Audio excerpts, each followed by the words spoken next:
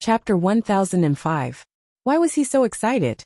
Yu Qianqiu could tell from the strength and rhythm of the kids tugging that it was as if he wasn't tugging at his clothes, but the fish tail that was trying its best to reach him.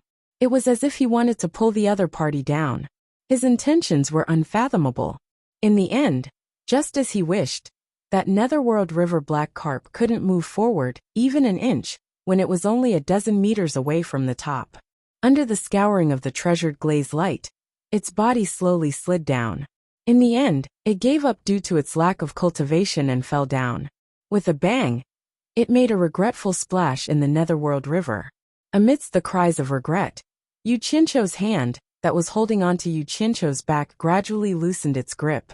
Everyone could now see that the colored glaze light, enveloping the dragon transformation gate, exerted greater pressure the closer one got to the top.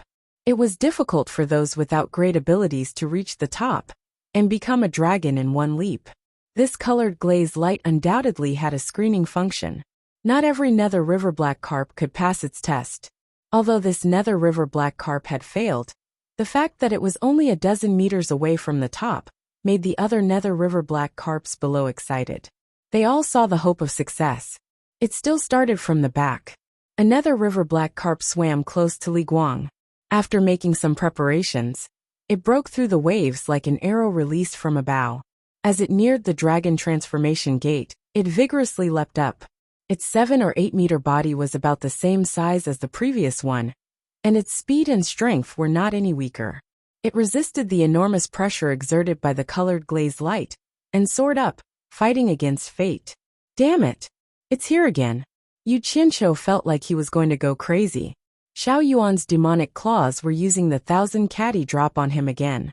He now hated himself for being so gluttonous that he had thrown out his pole to catch this demonic star to torture himself. People said that one would stink if they didn't eat mutton. He was a nether river black carp who didn't eat mutton and got stink. Coming to the netherworld was truly retribution. Looking at the surface of the nether river, there were still more than 200 nether river black carps lining up to leap through the dragon transformation gate. These 200. I can't take it anymore. I can't take it anymore. Yu Qianqiu's gaze swept around, finally landing on the Li Palace's third princess, who happened to be standing right in front of him. Recalling the scene of him grabbing that rotten little child and asking for his sister to save him, his eyes instantly lit up. There was no doubt that the third princess still had a place in the fourth prince's heart, so he should be able to discipline her. Third princess, here behind you. Hee. The Li Palace's third princess, who was currently looking up at the black carp leaping through the dragon gate, heard someone's voice and looked left and right. When he finally turned around, he immediately saw Yu Qianqiu smiling bitterly at him. Yu Qianqiu stood there with his body askew. His movements were abnormally awkward because his robe was being pulled by his younger brother. The third princess immediately turned around and nodded apologetically at Yu Qianqiu.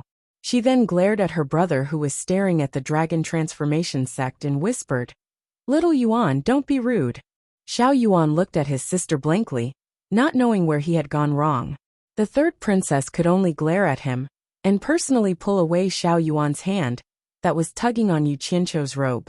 I finally escaped from this unlucky child's clutches. Yu Qianqiu smiled at the third princess in a refreshed and gentlemanly manner, casually tidying up his robe that was a complete mess. The third princess pulled Xiao Yuan's hand, frowned and reprimanded him in a low voice. "Stand in front of me." "No, I want to be with brother Yu." Xiao Yuan's attitude was very stubborn, as if he was determined to be with him for the rest of his life.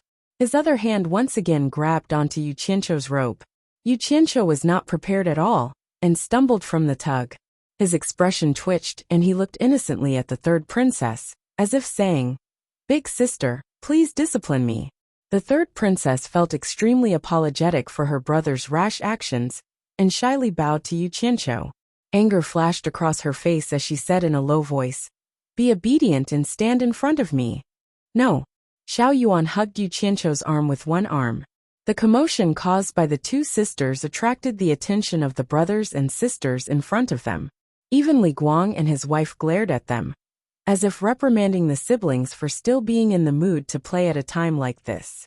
It was simply too outrageous. The third princess was suffering in silence and could only glare at her brother angrily. However, it was not convenient for her to continue tugging and pulling, so she took Xiao Yuan's hand and stood beside him. Beside them, Songyan Xing glanced sideways at Yu Qianqiu, the corners of his mouth curling into a mocking smile. Yu Qianqiu looked at Xiao Yuan, who was tugging at him, and suddenly had a very strange feeling. There was a child standing between the man and woman. Why did it feel like? Raising his head, he coincidentally bumped into the third princess, who was looking up at the same time. The two froze at the same time, both faintly feeling that they were thinking of the same thing.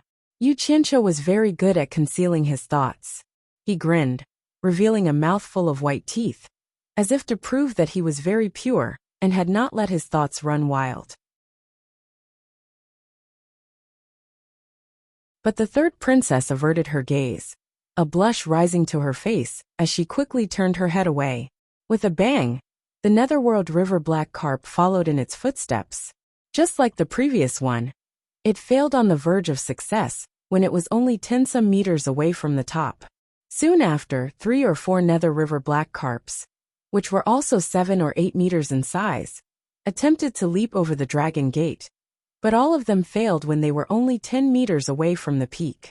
This short distance of 10 meters seemed like an insurmountable moat, causing the Li Palace's members to sigh in regret. Just as these Netherworld River Black Carps failed, over 100 similar Netherworld River Black Carps quietly disappeared from the 2 lines on the surface of the Netherworld River. It was obvious that they had retreated in the face of difficulties. In truth, this was a wise move. Retreating in the face of difficulties and waiting for an opportunity to try again might give them a greater chance of success. However, no one dared to guarantee when the next opportunity would appear. This was also the main reason why everyone was so anxious to try when an opportunity presented itself. At this moment, there were only 100 or so black carps left on the surface of the river, and they were naturally all of extraordinary strength. Strangely, their formation had fallen into disarray. The school of black carps had gathered together, as if discussing something. Not long after, the princes and princesses standing in front of Yu Qianqiu all paled. The first princess said in a low voice, "Not good, the Prime Minister is about to act." The school of Netherworld River Black Carps retreated to the side, leaving behind the largest Netherworld River Black Carp that slowly swam in front of Li Guang. Li Guang gave a slight nod, as if silently agreeing to something. Only then did the black carp turn around and begin its preparations.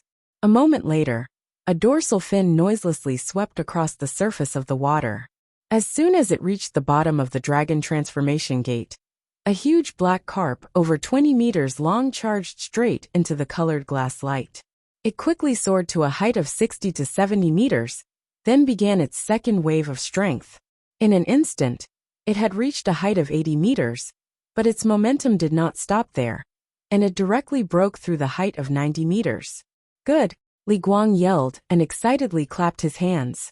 Everyone stared nervously at the giant figure, watching it approach the peak bit by bit.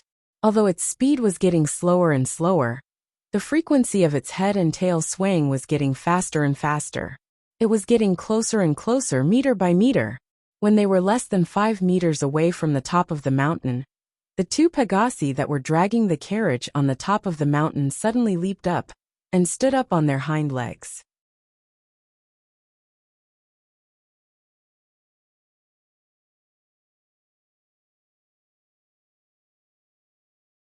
They shook their crystal silky manes and let out a long neigh.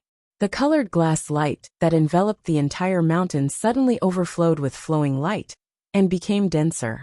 The huge Netherworld River Black Carp's body paused in the colored glass light, and it even showed signs of slowly pressing down. However, the Prime Minister, who could make the princes and princesses change their expressions, was obviously not an ordinary Netherworld River Black Carp's strength. It slowly swayed its head and tail again, and its dark scales suddenly erupted with a dark light. It resisted the colored glass light and slowly climbed up again. There was only 4 meters left, 3 meters, 2 meters left. Everyone held their breaths and focused, witnessing the miracle that was about to happen. The two Pegasi on the peak also lowered their heads and looked at him.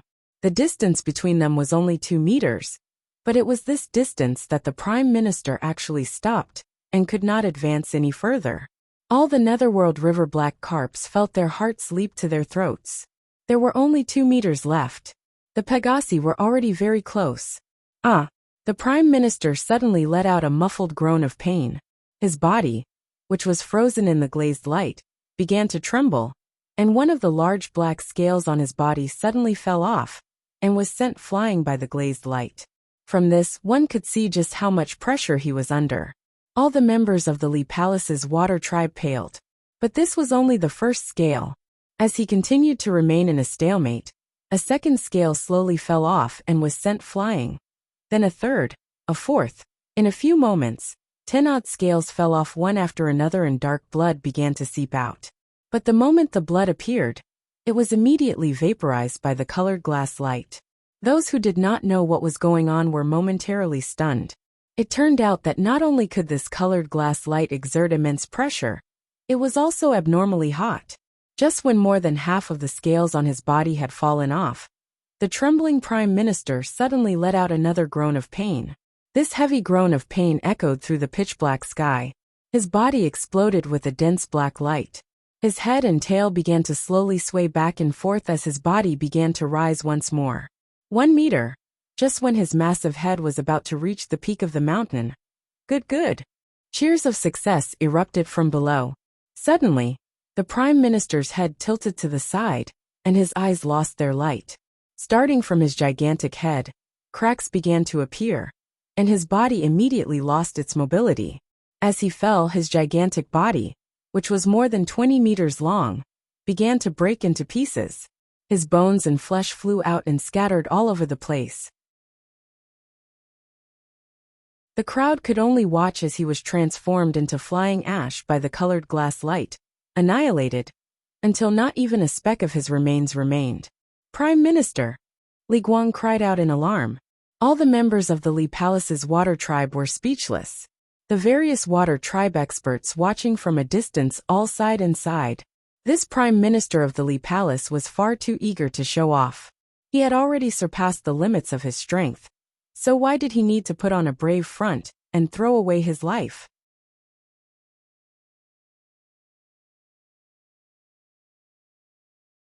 Chapter 1006. Dead. Yu Qianqiu speechlessly looked at the sorrowful Lee Palace water tribe. In his last life, he had heard of the carp leaping over the dragon. It seemed like a very cool legend, but he didn't think that such a cool thing would also have life-threatening dangers. Tiske. As he sighed, Yu Qianqiu felt the small hand holding his arm tremble. Looking at little Yuan who had his head lowered, he guessed that she had been frightened. Even with the Prime Minister's early-stage underworld emperor cultivation. Then with our cultivation, how can we succeed? The first princess at the front said somewhat dejectedly. Her previous chances of success had already disappeared. Legend has it that the ancestors of my Styx Black Carp clan, who transformed into a dragon, all succeeded after forming good karma with others. The Crown Prince sighed lightly. Is it really like this? And what is this so-called good karma? When the Crown Princes and Princesses heard this, they frowned in thought. When Xiao Yuan heard this, he suddenly raised his head and looked at Yu Qianqiu.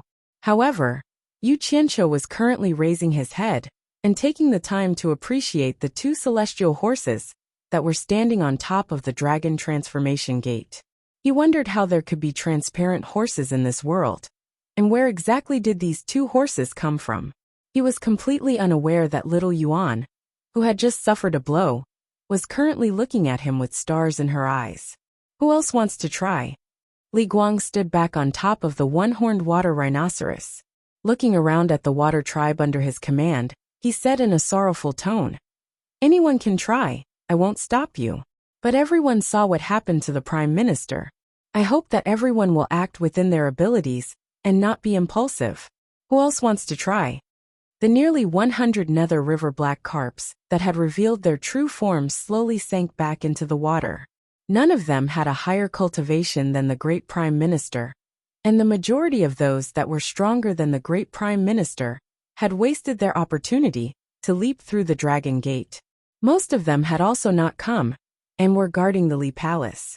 When they were discussing before, they didn't want to make any pointless attempts and waste an opportunity, cutting off the possibility of success in the future. Therefore, they recommended the Prime Minister, who had the highest cultivation base. But who would have thought that the Prime Minister was so strong? Not only did he not succeed, he even lost his life.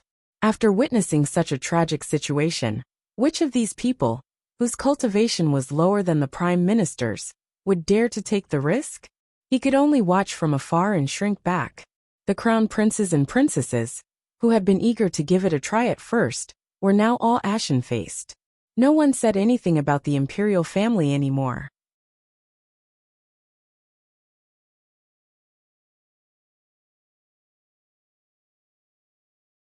They realized that in the face of life and death, everyone was equal. Hee. Li Guang stood on the horned water rhinoceros and shook his head with a bitter smile.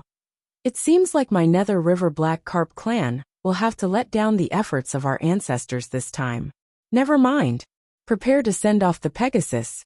At this moment, little Yuan, who had been blinking his big eyes, finally could not hold it in any longer. Hearing that his father wanted to end this Dragon Gate leap, his childish voice immediately rang out in the night sky, interrupting Li Guang's words. Father, I'm willing to try. The consequences of these words could be imagined. The Water Tribe experts who had been preparing to leave after seeing the Pegasus return froze, and the experts hidden in the air also froze. The crown princes and princesses of the Lee Palace in front all turned their heads. Everyone's eyes were focused on little Yuan, who had a ponytail, a golden chain around his neck, and a black doo-doo.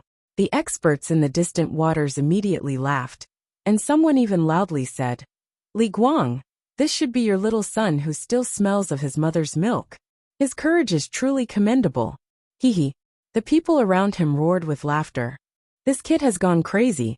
I don't know who didn't watch him well enough to let him escape. Even his brothers and sisters were complaining, blaming him for making everyone lose face. The third princess angrily pulled on little Yuan and reprimanded.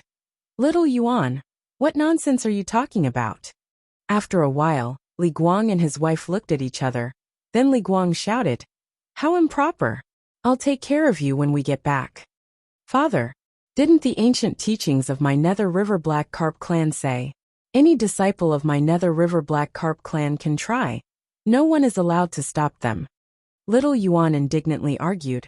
Little Yuan is also a disciple of the Nether River Black Carp clan. So why can't I try?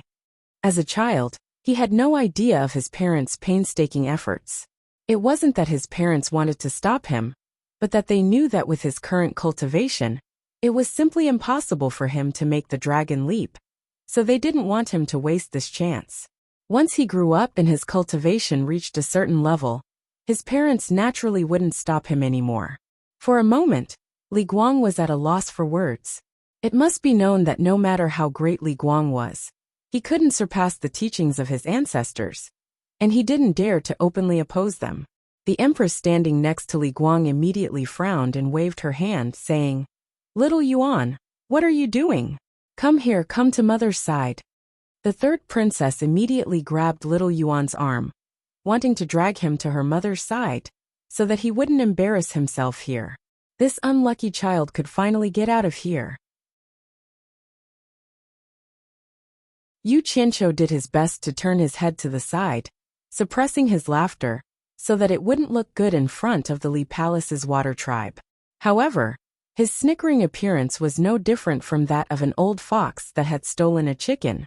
To the side, Songyan Xan also shook his head with a smile, lamenting that a newborn calf really wasn't afraid of a tiger, always doing things that made people laugh their teeth off.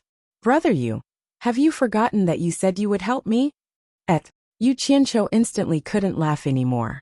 He felt his arm tighten, and slowly turned his head around. He saw that the third princess was pulling little Yuan, while little Yuan was tugging at his sleeve, looking at him pitifully.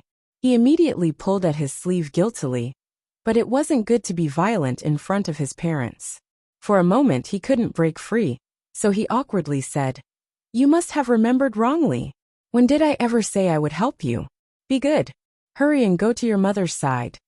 The third princess was also angry, her pretty face turning frosty as she said, "Little Yuan, be good." As she spoke, she was about to forcefully take little Yuan away. "No." Little Yuan stubbornly shook his head and stared at Yu Qianqiu with infinite grievance. "Brother you said you had a way to help me make the dragon leap. Could it be that you were lying to little Yuan?" With these words, the third princess' hand, which was about to use force, froze. She raised her head in shock to look at Yu Qianqiu. It wasn't just her. Everyone's eyes were on Yu Qianqiu. The white-clothed scholar, who was hidden in the darkness, was mostly focused on the Pegasus carriage of the dragon transformation sect. Nothing else could attract his attention. At this moment, the silver-armored soldier next to him suddenly exclaimed, "Who is this person? I can't even see through his cultivation. When did the immortal realm have such a powerful person?" "Which one?" the scholar asked faintly, and looked in the direction that the silver-armored soldier was pointing at. His pupils suddenly shrank, and a faint white light appeared in his eyes. When the white light disappeared, he heaved a sigh of relief. He must have used some special camouflage technique. In fact, he is only at the early minor immortal stage. He is just a pawn that has just stepped into the immortal gate. There is no need to make a fuss. So that's how it is. The silver-armored soldier nodded slowly, his gaze more or less focused on Songyun Xian. He was a little surprised by his intermediate immortal emperor cultivation. He muttered, "That's the attire of the Heartless Palace." "It's not the Heartless Palace. Could it be the chief consecrator, Songyun Xian?" After a short pause, his gaze fell on Yu Qianqiu again. He nodded with some understanding. "The early minor immortal stage. I know who this person is. He should be the World Commerce Chamber's sect leader Yu Qianqiu, who is causing trouble in the immortal realm." "Oh, the Yu Qianqiu who Lord Jin ordered to compose?" The scholar's gaze fell on Yu Qianqiu again. At this time he showed some interest. If Yu Qianqiu knew that this person had also heard of his great name, he wondered if he would feel honored. "Damn it! Why are you all staring at me?" Yu Qianqiu was dumbfounded. Back then, it was just a trick he had casually used to trick a child. What he said was over, and he did not take it to heart.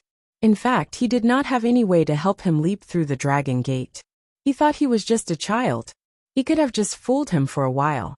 Who knew that this stupid child would keep thinking about it? Yu Qianqiu now understood. No wonder this unlucky child kept pestering him. He really took what he said seriously. Seeing the surrounding gazes, he lowered his head and smiled awkwardly at little Yuan. "Little Yuan, you must have heard wrong. I only said that I hope you can leap through the dragon's gate. When did I say I had a way to help you leap through the dragon's gate? Hurry and go back to your mother. Listen to me." How could he dare to admit that he had used the pious worship of the Nether River Black Carp clan to fool someone? And the person he had fooled was the fourth prince of Li Palace. Songyun Xian sneered, and secretly transmitted his voice. "Now you know how to be afraid. What happened to the daring and magnificent feat at the beginning?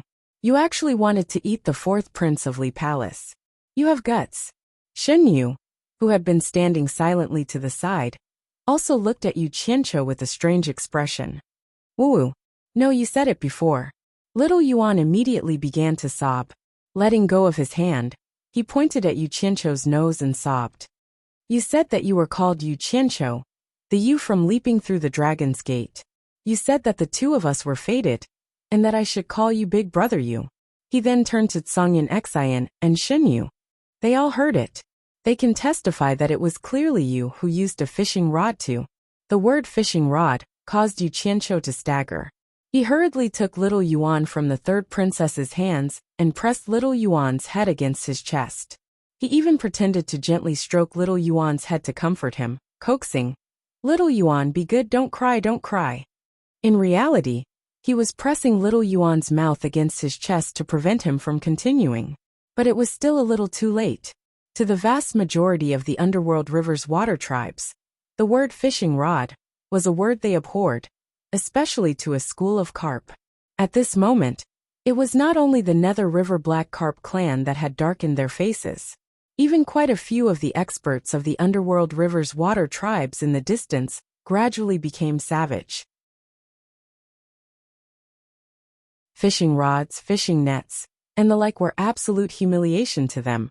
A very, very great humiliation. A normal person would avoid mentioning these words in front of them, but now, someone was using these things in the underworld river.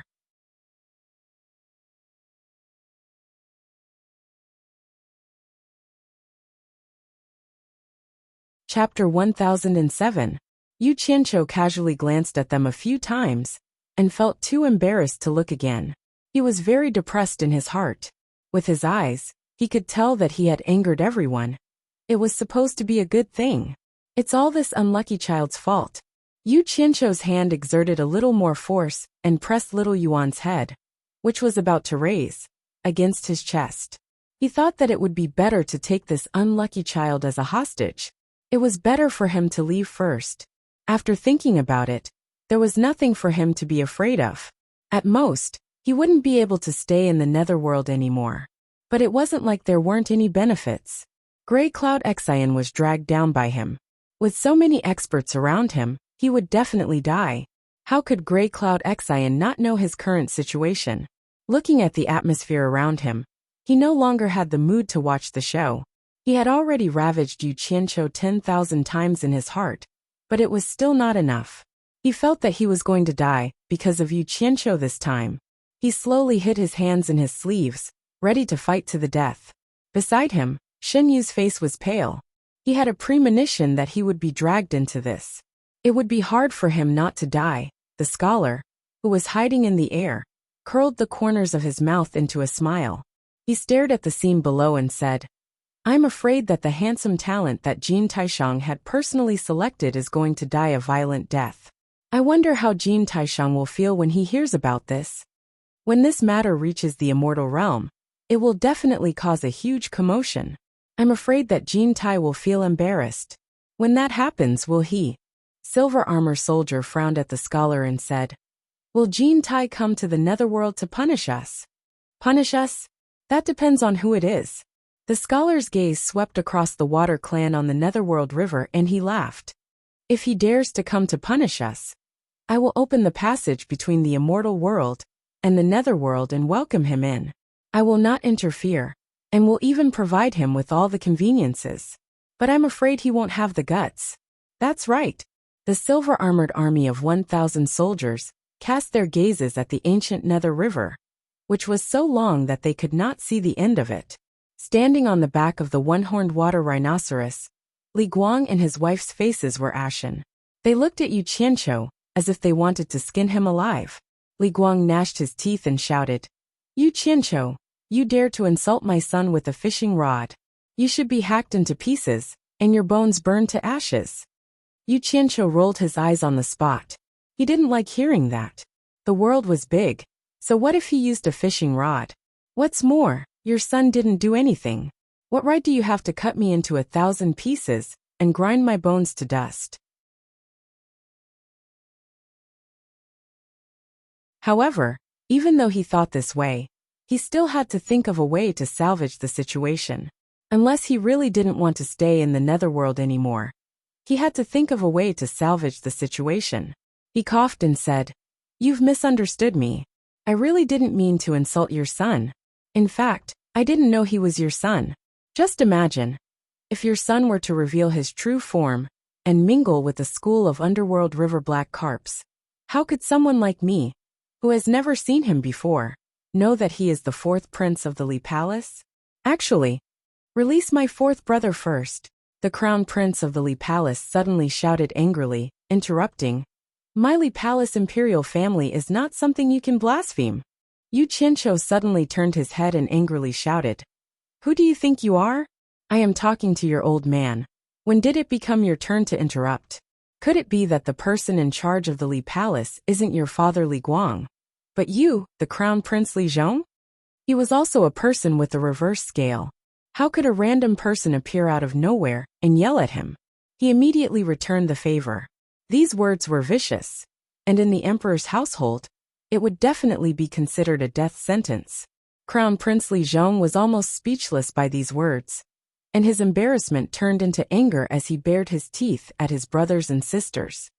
If we allow him to kidnap fourth brother and escape today, as his elder brothers and sisters, we will not have the face to see others in the future. Surround him, don't let him escape. After saying these words in front of everyone, the crown princes and princesses immediately surrounded Yu Qianqiu and the others. The third princess stood in front of Yu Qianqiu, coldly staring at him. Yu Qianqiu looked around and sneered. A bunch of playthings from the same nest. Do you think you're worthy of pretending to be brothers and sisters? I, Yu Qianqiu, am an indomitable spirit. I won't use a child as a hostage. As he spoke, he pushed Xiao Yuan, who was almost suffocating, into the arms of the third princess. The third princess was a little surprised, but she slowly carried Xiao Yuan out of the encirclement. Seeing that the other side had no hostages, Crown Prince Li Zhong suddenly laughed sinisterly. The underworld is not a place where people from the immortal realm can be arrogant. Old song. Yu Qianqiu directly ignored him and interrupted. Some people don't know the immensity of heaven and earth just because they have the title of Crown Prince. We are sent here by the immortal emperor and represent the immortal emperor. How can we let others humiliate us? If anyone dares to spout nonsense again, why don't you let him have a taste of your heartless palace's 3 swords in 1 sword unsheathing form? Let's see if he's good with words, or if he's really capable with his hands.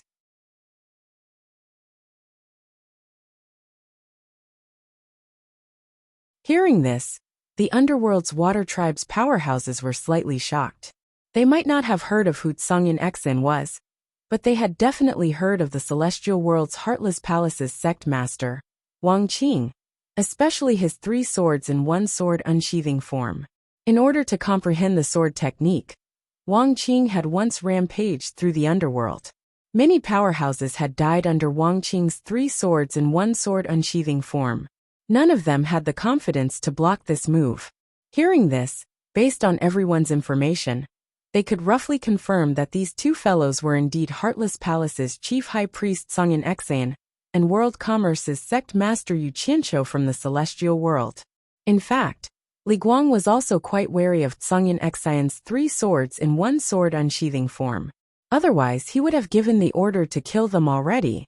When the crown princes and princesses heard the 3 swords in 1 sword unsheathing form, their expressions all changed. Tsangyan Xen had no way out.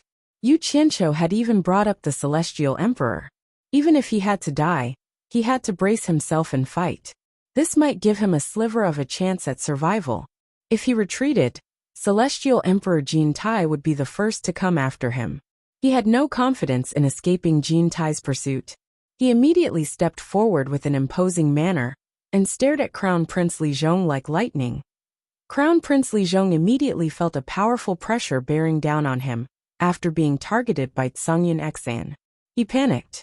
He had naturally heard of the Heartless Palace's sword unsheathing form, and he had no confidence in blocking it. Only now did he realize that he had indeed been impulsive. Tsangyan Xen, Li Zhong shouted. No matter how powerful Celestial Emperor Jin Tai is, he can't control the water tribe of the underworld.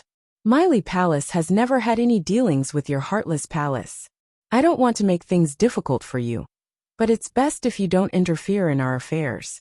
Otherwise, no matter how famous your Heartless Palace's sword unsheathing form is, the water tribe of the underworld will not let you come and go as you please.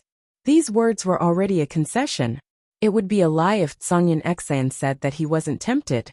But he knew that if he retreated now, immortal Emperor Jin Tai would probably make his life a living hell. He had no choice but to say it out loud. Tsangyan Xen slowly closed his eyes. His blue robe and long beard fluttered without any wind. His hands were hidden in his sleeves as he stood there with his eyes closed. At this moment, Tsangyan Xen had the demeanor of Guan Yunchang. He stood there silently to show his attitude. The atmosphere suddenly became heavy. No one dared to be the first to test the sharpness of his sword unsheathing form.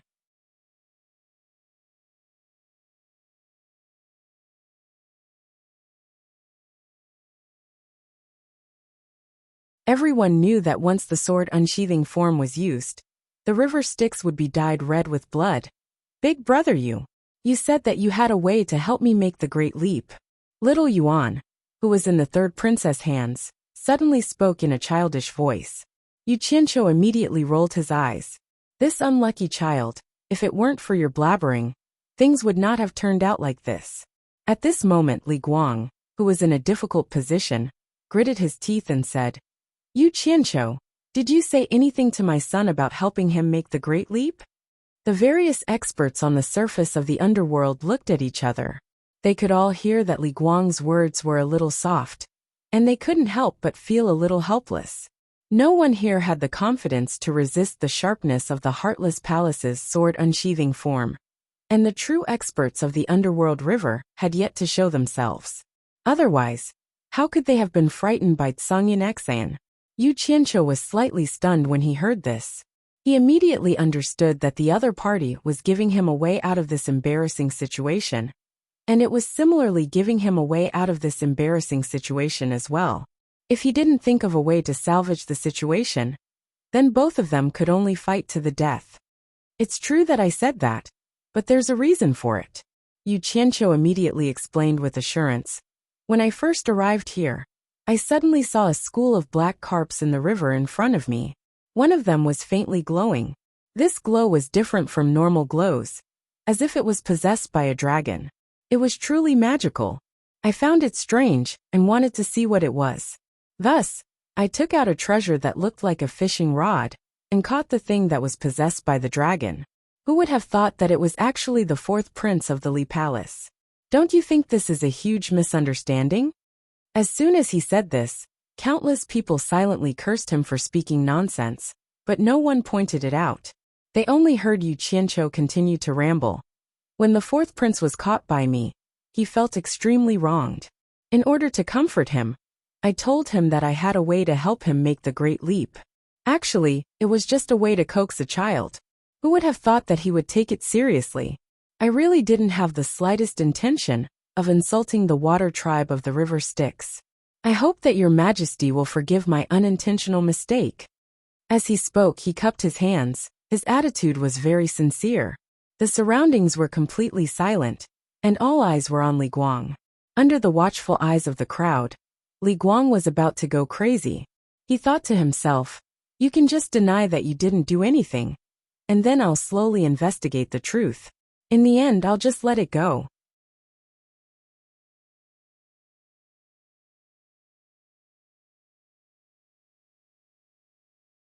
Now that you've come up with such a ridiculous reason, how am I supposed to get out of this situation? Don't even talk about fooling the adults with this reason. Little Yuan was the first to refuse and stubbornly shouted, No, brother you definitely have a way. He then turned to Li Guang and shouted, Imperial Father, Little Yuan is also a member of the river Styx. According to the teachings of our ancestors, Little Yuan also has the right to attempt the great leap.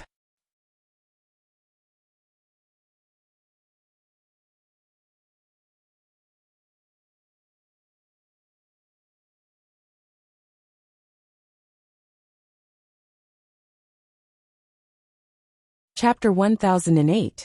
He had spoiled this unlucky child to the point that even the adults were worried about him. Yu Qianqiu sighed and shook his head. Right now, he was like a bystander who was watching the show.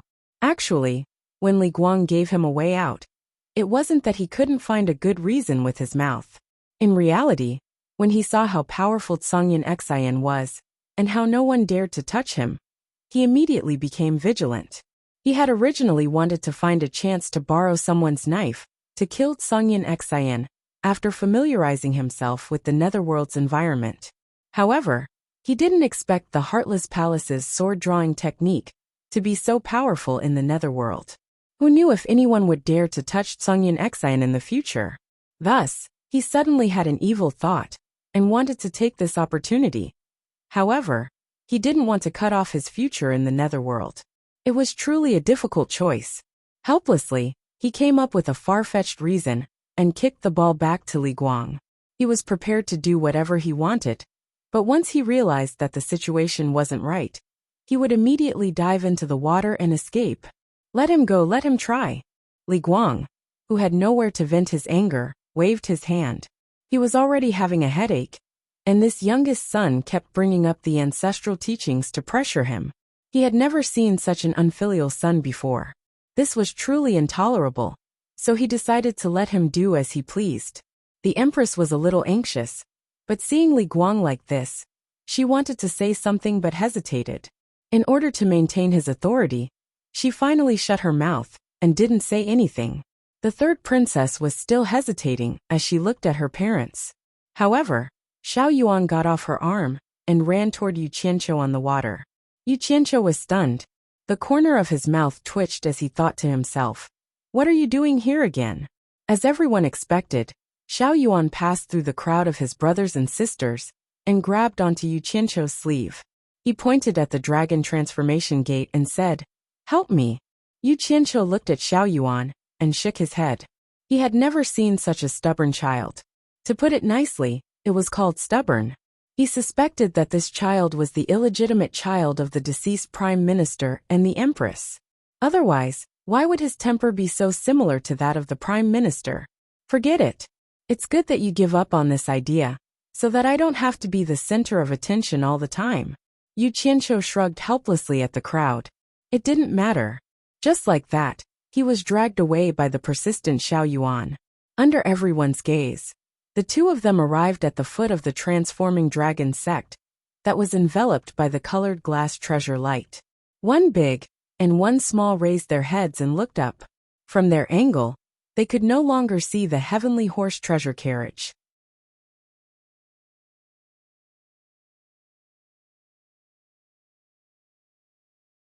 But the way the two of them stood there, it was hard to believe that they weren't father and son. "Jump!" With his hands behind his back, Yu Qianqiu nodded towards the top of the mountain and said perfunctorily. He was ready to let the little guy fail and give up as soon as possible. Xiao Yuan looked up at him, her large eyes blinking excitedly. "Brother, you help me." "What a joke. I don't have that kind of ability." Looking at the colored glass treasure light, Yu Qianqiu was a bit scared. His mind was filled with the scene of the prime minister being annihilated. Even a guy with the cultivation of the early stage of the underworld emperor ended up like that. What kind of joke was he, who was in the early stage of the minor immortal realm, playing? He didn't know whether to laugh or cry. "How do you want me to help?" Xiao Yuan bit his finger and looked back at the colored glass treasure light. After thinking for a while like an adult, he said, "Xiao Yuan's cultivation is too low. I can't go up." "Why don't?" He was very self-aware. He knew that his cultivation was too low to go up. After a pause, he looked at Yu Qianqiu and said expectantly, "Why don't you carry me up?" Hearing this, Yu Qianqiu's expression froze. He said in surprise, "Carry you up? Are you kidding me? This is the Jumping Dragon Gate. Have you ever heard of anyone from your Nether River Black Carp clan being carried up after jumping the Dragon Gate? If that's the case, how is it you jumping the Dragon Gate? Isn't it me jumping the Dragon Gate? Let alone him." The surrounding people were also shaking their heads. They all thought to themselves that the little guy was just a little guy. Li Guang's originally green face turned a little black. This was too ridiculous. Xiao Yuan pouted and said very naively, "It was you, brother, you who told me. Your name is Yu Qianqiu, you as in Jumping Dragon Gate. There's nothing wrong with you bringing Xiao Yuan along to jump the Dragon Gate." Yu Qianqiu was stunned by this little guy's extraordinary comprehension ability. His mind went blank for a while. "You're my grandpa, so that's how you understand it. No matter what, it's just that I have a cheap mouth." This was the first time he realized that he had lost so badly in a verbal argument. Most importantly, there was no reason to reason with this little brat. He couldn't even be calculative with him. "Brother, you help me." Xiao Yuan tugged on his sleeve and acted like a spoiled child. He was practically invincible when it came to using both the carrot and the stick. Yu Qianqiu resisted the urge to beat up the little guy in front of so many people. He pointed at the colored glass treasure light in front of him and said, "You mean, you want me to carry you up the mountain from here?" "Yes." Xiao Yuan nodded excitedly, taking it as a yes. He dove into the river Styx and turned into a huge black carp about a meter long.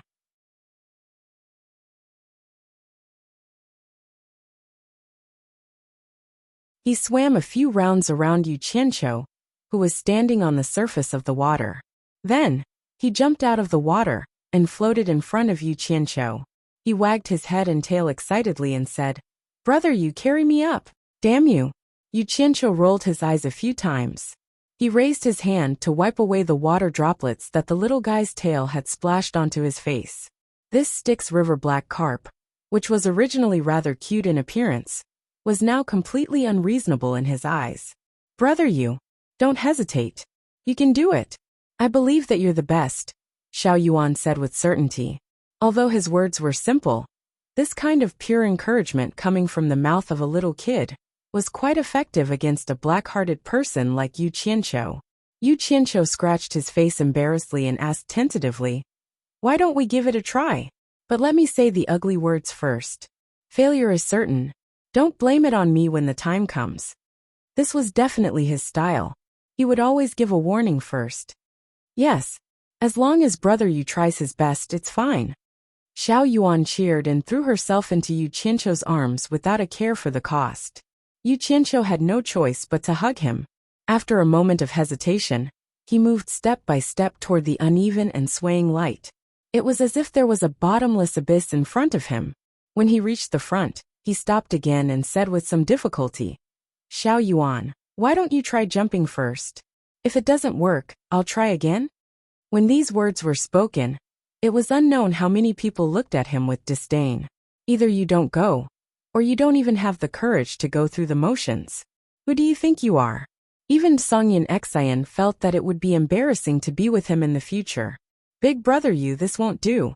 If I fall into the water when I try, it will be considered a failure according to the ancestral teachings. I can't try again," Xiao Yuan said very seriously. "Hee, then forget it." Yu Qianqiu laughed awkwardly. He held the big carp in one hand and reached out a finger. He raised his cultivation to the limit and slowly reached into the colored glazed light. He was going to test the waters first. The result surprised him. The temperature in the light was indeed very high, and the pressure was not small, but it was completely within his tolerance range. He inserted his finger into the light repeatedly, then changed to a palm, then to a fist. Finally, he stuck his entire arm in and shook it a few times. With this action, he did not care how many people were looking at him with disdain. His life was his, and how could he be compared to those who were just watching the show? After finally confirming that there were no problems, he directly dashed in with Xiao Yuan in his arms.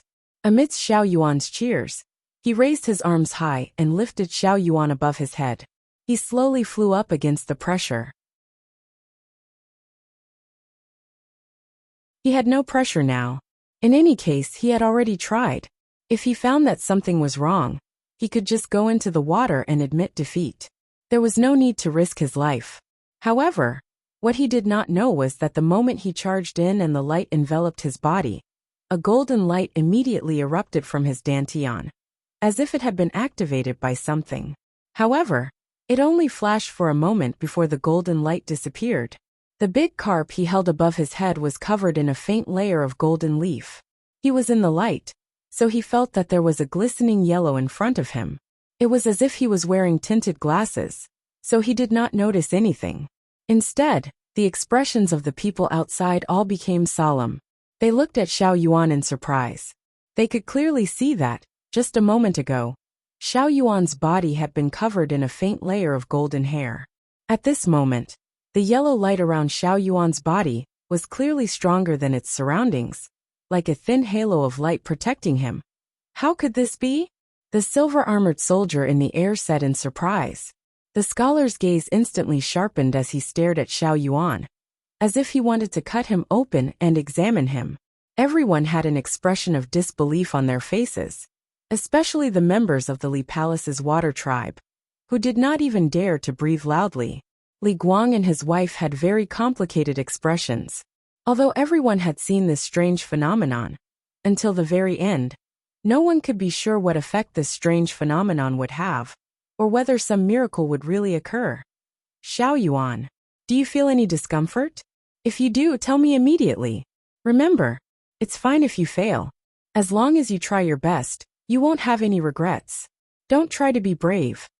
Yu Qianqiu raised Xiao Yuan up, bit by bit. This unscrupulous fellow said all sorts of nice words and all sorts of reasons, as if he was doing it for his own good.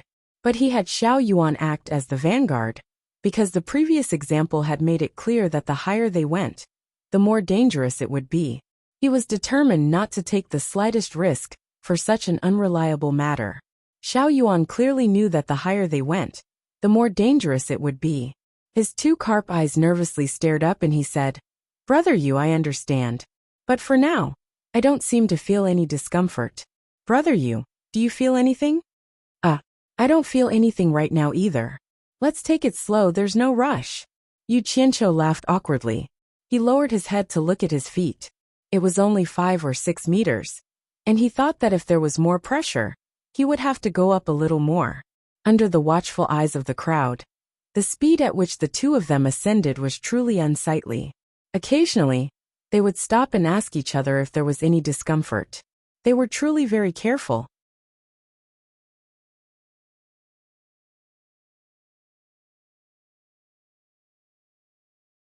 Chapter 1009.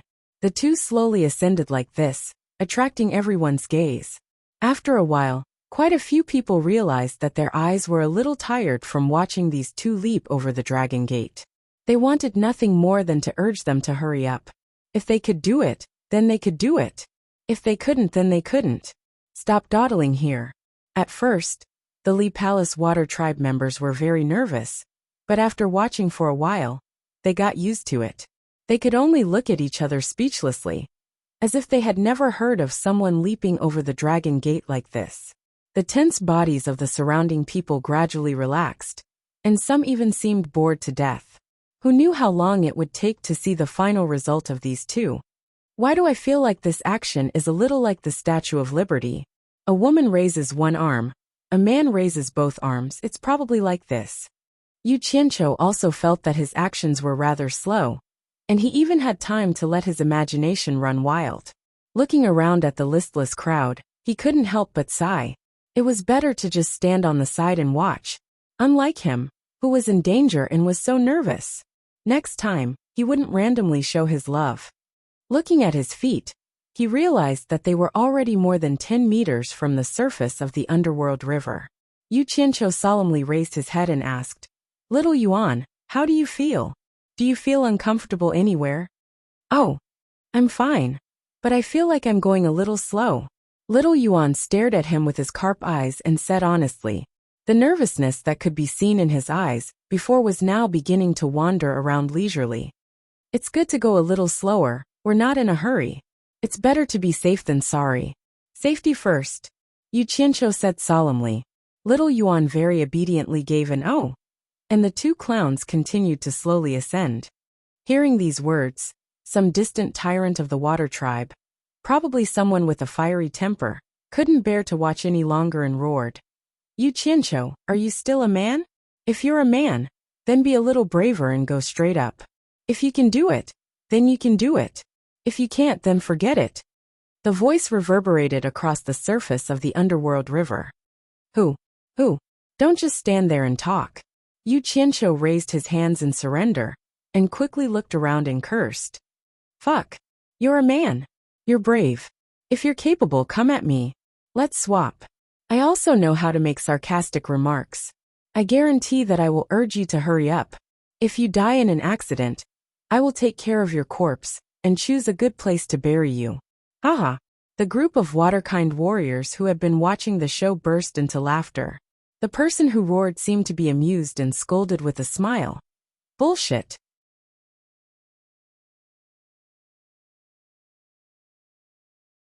I want to see how you will die.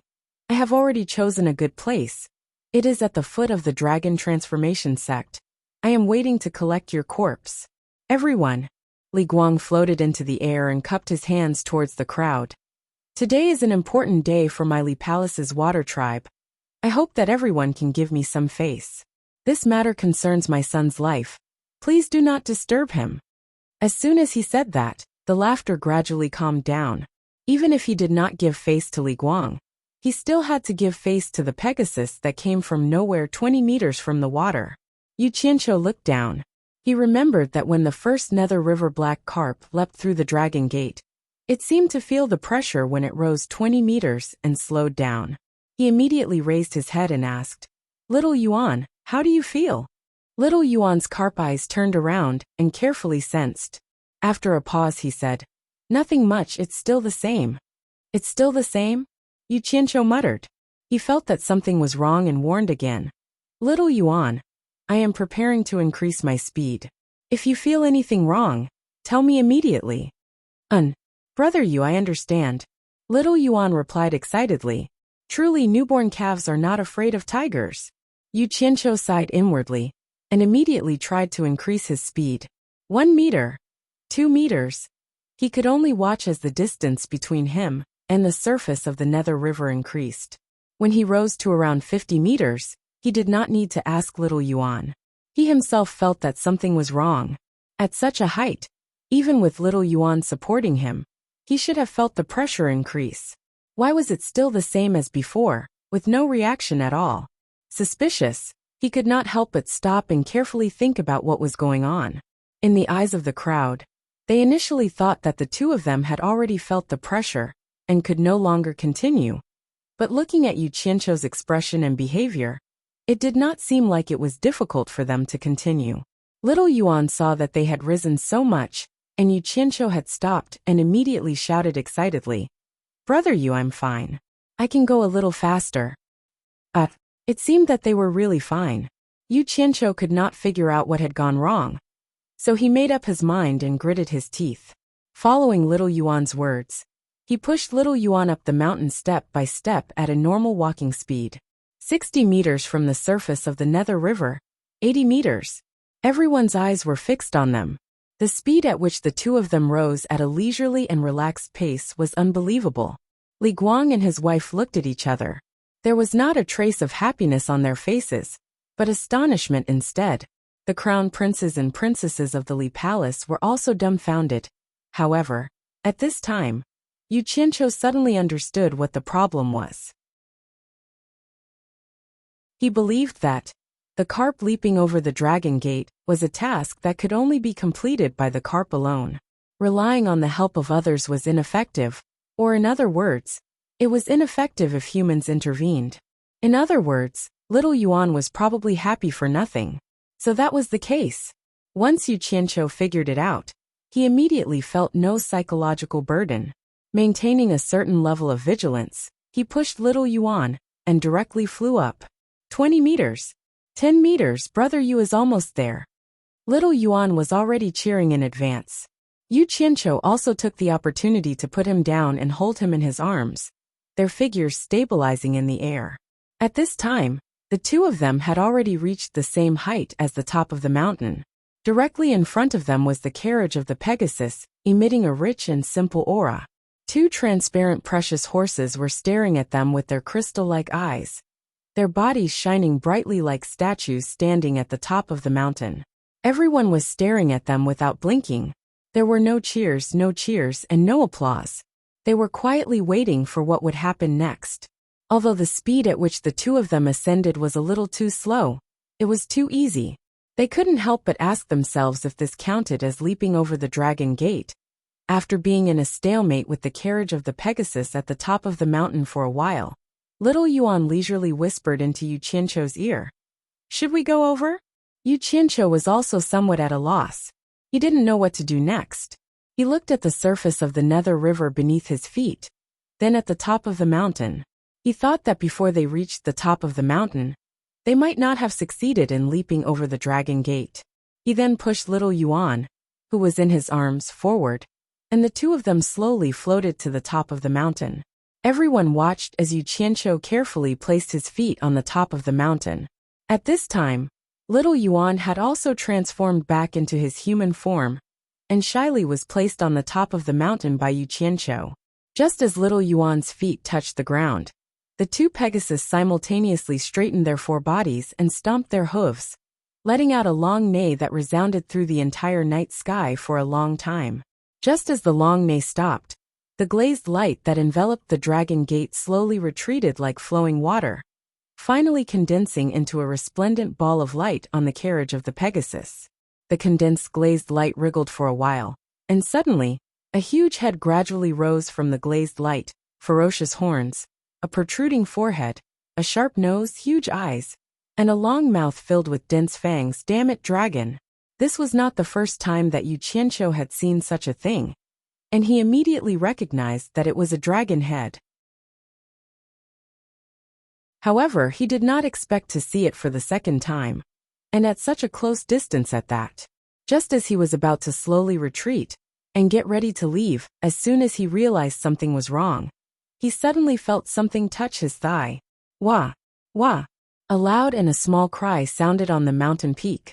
Yu Qianqiu and Little Yuan dodged at the same time. When the former saw that it was Little Yuan, he immediately slapped his chest and scolded. "Why are you sneaking behind me? Are you trying to scare me to death?" Little Yuan did not care so much, and flashed behind him again, grabbing onto his clothes and poking his head out from behind. Looking at the ferocious head, he said carefully, "Little Yuan is scared." He was rather honest, and what he meant was to borrow his back to hide. Everyone was looking at the wondrous sight on the peak of the mountain in shock. They were also startled by the two people's shouts. They thought that something had happened to the two of them. So when they heard the two of them, they immediately looked at them with disdain.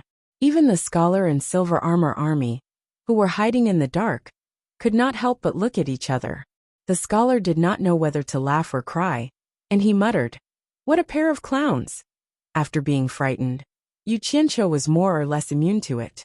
He gathered his courage to take a closer look at the dragon head, and immediately heaved a sigh of relief. He discovered that it was only a lifelike shape formed by the glazed light, and was slightly transparent. It was not real at all. He immediately patted Little Yuan's head and said, don't be afraid, I'm here." "Brother Yu, then what were you afraid of?" Little Yuan asked a question that he should not have asked, and in return, Yu Qianqiu sneered in disdain. "TSK, I saw that you were not here, and I was afraid that something happened to you." At this moment, the dragon head slowly rose from the resplendent ball of light, and the body that it was dragging along also began to appear in the sky, and the dragon claws also appeared one by one. As the dragon rose into the sky, the resplendent ball of light that it had emerged from gradually shrank, until the dragon's tail appeared, and a small ball of light adorned the dragon's tail. At this point, the glazed light covering the Pegasus carriage had completely disappeared, and it had completely condensed into a glistening yellow dragon that was 50 to 60 meters long above the dragon transformation gate. It stood majestically in the night sky and looked down on the entire netherworld. It was abnormally shocking. Standing on the dragon transformation gate, Yu Qianqiu and Little Yuan looked up with their mouths wide open. Everyone's gaze was also focused on the dragon hovering in the sky.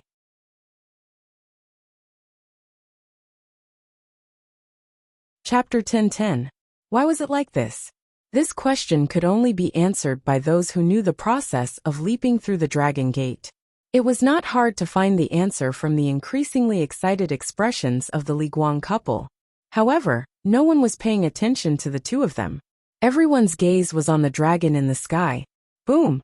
A purple thunderbolt suddenly burst forth from the purple halo in the sky and struck the glassy coiling dragon.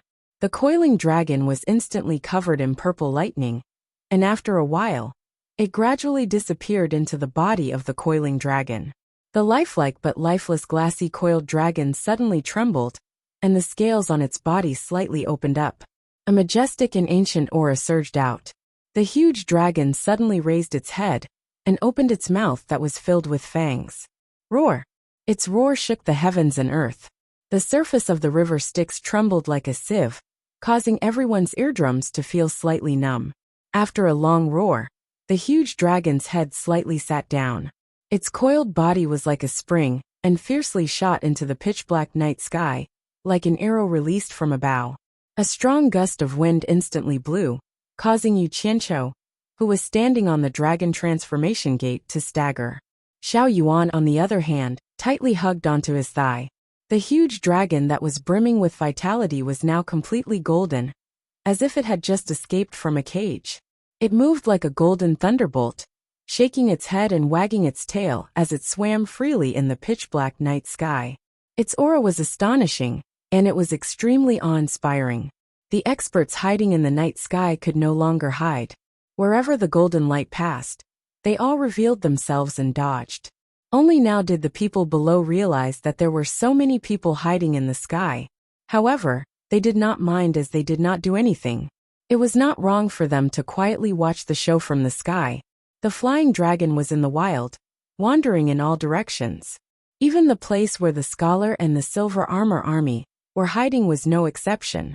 Seeing the flying dragon charging over, the scholar waved his hand and directly pulled the huge head of the flying dragon to the side. The flying dragon's body wriggled past and had nothing to do with the two of them.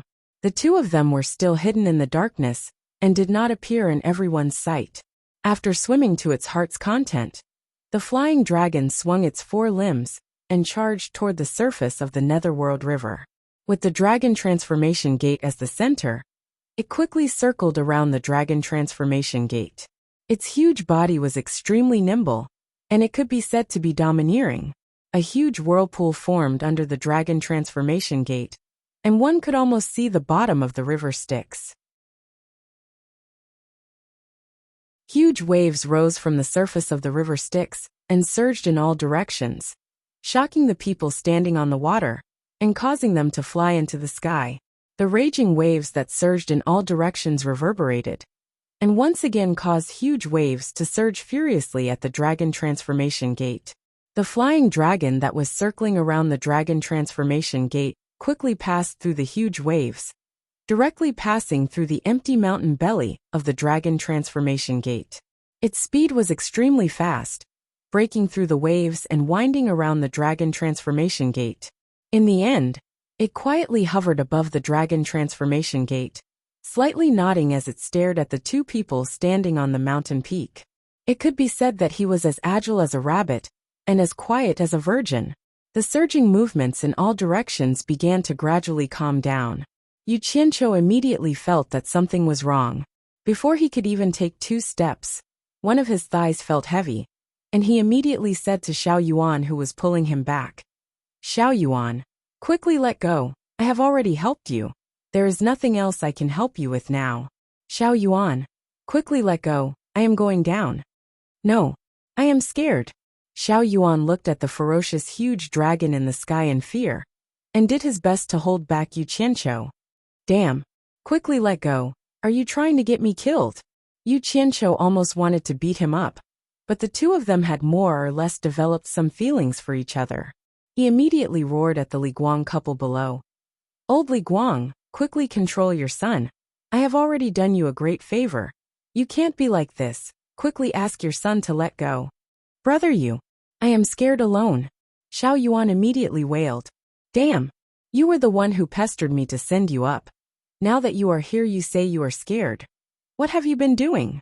Yu Qianqiu stretched out his hand to push his forehead twice, and seeing that the huge dragon in the sky was already moving, he immediately panicked and said, "Quickly let go. It is better for you to be scared alone than both of us." "Brother Yu, I am scared." Xiao Yuan cried and did not let go, and finally seemed to have thought of something. He raised his head and looked at Yu Qianqiu with tears. "Brother Yu, I will not transform into a dragon. Bring me down with you. If you want to go down yourself. I am not stopping you. Don't hug me." Yu Qianqiu pushed Xiao Yuan's head and said. Unexpectedly, Xiao Yuan hugged him even tighter and said, "My whole body is weak. I can't move." *T. You are hugging me with so much strength. Quickly let go." Yu Qianqiu was a little anxious. "Xiao Yuan, what nonsense are you saying?" Below, Li Guang was angry and shouted, "Quickly let go of your brother Yu." Songyan Xian, who had been watching the commotion for a long time, shook his head and sighed.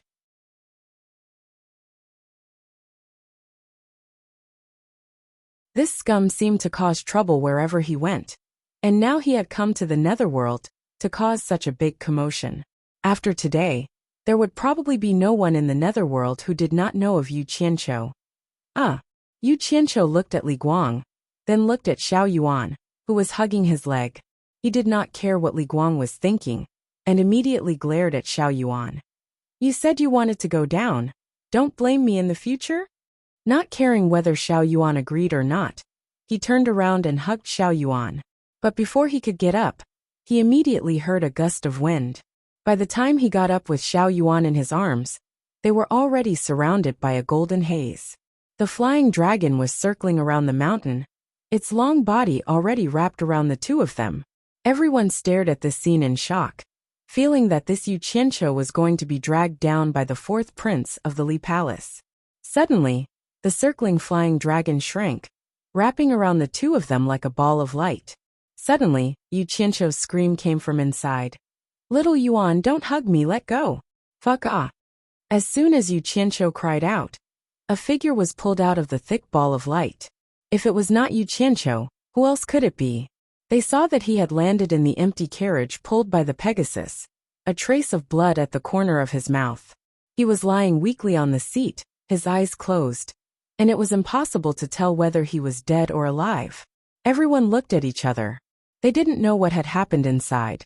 However, they could imagine that with Xiao Yuan's cultivation, it was impossible for him to do this to Yu Qianqiu. It was most likely the doing of the ball of light formed by the flying dragon. But no one dared to go to the top of the mountain to check if Yu Qianqiu was dead or alive. Many people wanted to use their spiritual sense to check, but they all realized that it was impossible for their spiritual sense to approach the dragon transformation gate. There was a thick qi on the dragon transformation gate that prevented any spiritual sense or perception from peeking inside.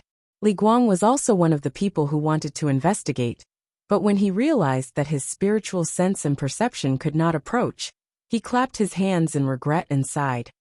My Nether River Black Carp clan owes him. The Empress next to him only glanced at Yu Qianqiu a few more times before staring at the shrinking ball of light. As a mother, she naturally placed her son first. Everything else was secondary. Song Yunxin, who witnessed all of this, furrowed his brows. He also released his spiritual sense and perception to check, but to no avail. However, at this moment, he really hoped that Yu Qianqiu would die. This was because no matter how unreasonable an immortal emperor was, they could not blame him for such a strange way of dying. This was a good way to die. There was no better way to die than this. Most people's attention was quickly gathered on the shrinking ball of light. To them, Emir Yu Qianqiu's death had nothing to do with them. But when the ball of light gradually shrank into a humanoid shape similar to Xiao Yuan's size, it suddenly exploded with a blinding light. After the blinding light quickly disappeared, a small black dragon that was over 10 meters long floated above the dragon transformation gate with its claws and fangs bared. Roar! It let out a long roar into the endless night sky. The sound was not soft, but it was somewhat desolate and lonely. The water tribe of the Li Palace, with the exception of Li Guang, and the crown prince and princess, all knelt in the direction of the dragon transformation gate, their emotions extremely agitated. Nay, nay!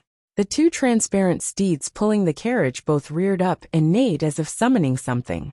The little black dragon in the air flashed with black light, and immediately transformed back into Xiao Yuan's original appearance. It slowly descended to the summit and looked down at the people below as it wept. Father, mother, big brother, big sister, I have to go. At this moment, his mind had already fused with things that originally did not belong to him. He already knew what he was going to do next. Xiao Yuan, the Empress and her brothers and sisters couldn't help but call out. His mother was especially agitated, and Li Guang tightly hugged her with his lips tightly shut. Xiao Yuan wiped his tears. The two Pegasi had already pulled the carriage to him. He turned and climbed onto the carriage, then straightened up the reclining Yu Qianqiu and sobbed. Big brother Yu, I'm afraid to go alone. I'll take you with me. At these words, everyone below almost fainted. They all stared up in shock. He was going to take Yu Qianqiu with him? Songyan Xian's eyebrows once more fiercely twitched. This couldn't be any better. It was unknown whether Yu Qianqiu was dead or alive. If he left in such a bizarre manner, the immortal palace would have even less reason to blame him. The two Pegasi did not express any objections, as if it was only right that they take Yu Qianqiu with them. They neighed in unison, stomped their hooves, and then flew into the air. They pulled the carriage around the dragon transformation gate, and then flew directly toward the spinning violet halo in the sky. He took 2 of them with him at once. Just as everyone was dumbfounded, the sound of Yu Qianqiu waking up came from the sky. Damn it! It hurts so much. Oh, why am I sitting here? Pegasi? Xiao Yuan, what's the meaning of this? Everyone saw Yu Qianqiu poking his head out from the back of the carriage, looking down with a terrified expression. Then, they saw half of Xiao Yuan's body poking out, clearly standing on the seat. They saw him hugging Yu Qianqiu's neck and sobbing.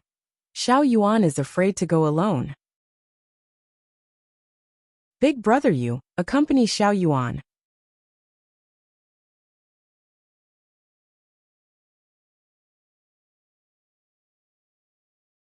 Chapter 10-11. Together? Where are we going? Yu Qianqiu was taken aback. He turned around and sat down. He wasn't in the mood to enjoy sitting on the heavenly horse's carriage. His eyes were fixed on the direction the heavenly horse was flying in. It was the purple halo spinning in the air. He instantly knew where he was going. Brother Yu, little Yuan won't be able to see father, mother, big brother, and big sister in the future. Sob sob. Little Yuan grabbed his arm and cried. Let go of me. Yu Qianqiu said with a sinister expression. He didn't want to go to such a mysterious place that he didn't know anything about even if he was beaten to death. No. Little Yuan tightened his grip and shook his head stubbornly. Yu Qianqiu immediately laughed coldly. Now that things had come to this, how could he still be soft-hearted? Pa! He chopped at the back of little Yuan's neck with his palm, only to discover that a strange force had rebounded from the child's body, causing his palm to go numb. Little Yuan couldn't cry anymore. He looked at him in a daze, not knowing what to do. Yu Qianqiu was also dumbfounded. He looked at little Yuan again, and realized that he couldn't see through little Yuan's cultivation. The corner of his mouth twitched. He suddenly took out a hell steel melon hammer, and mercilessly smashed it at the back of little Yuan's neck. Little Yuan's teary eyes were filled with disbelief.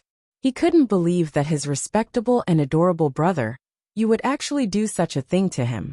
He could only watch helplessly as he fainted in his seat. The people below couldn't see this scene, but some of the experts hidden in the air saw it clearly. They all gritted their teeth. The scholar and the silver armor army also looked at each other speechlessly. Then, they saw Yu Qianqiu put away the hell steel melon hammer in his hand. He flipped over and directly flew out of the carriage. He turned into a ray of light and shot towards the river Styx below. Everyone looked at Yu Qianqiu, who had returned to Greycloud Xian's side. They all looked at him as if they were looking at a monster. Songyan Xian gulped as a look of disappointment flashed across his eyes. He never thought that he would return. There was a rumbling sound in the sky. Everyone stared at the sky and saw a strong light flash. Then, the carriage was swallowed by the purple halo. Immediately after, the spinning purple halo suddenly stopped spinning, and once again condensed into a dozen or so purple lightning bolts. It was as if a huge hand had grabbed a bunch of long threads and fiercely pulled them to the same point in the night sky. The night sky was pitch black and calm. Only the sound of the Netherworld River could be heard. In an instant, everything returned to normal, as if nothing had happened. The people in all directions didn't move. They were still in their original positions, reflecting on everything that had just happened. That Pegasus carriage that tore through the sky was enough for everyone to analyze for a while. As for Yu Qianqiu, he felt that he had been the most wronged. He felt that he had been dragged into this matter for no reason at all. Putting aside the fact that there were no benefits, he had even hit someone else's son. Perhaps that person would bear a grudge against him. So he cautiously and vigilantly guarded against all members of the Li Palace's water tribe. Li Guang's face was filled with excitement, while the Empress sorrowfully stared in the direction her son had disappeared. The crown princes and princesses all had complicated expressions. Whether it was them or the various powerhouses, none of them could have imagined that the person who had succeeded in leaping through the dragon gate would be Li Guang's youngest son, who had not even reached the level of an underworld knight. It truly could be said that karma had long since been decided, and it was beyond anyone's control. Why was it like this? The crowd couldn't help but recall what Yu Qianqiu had said before.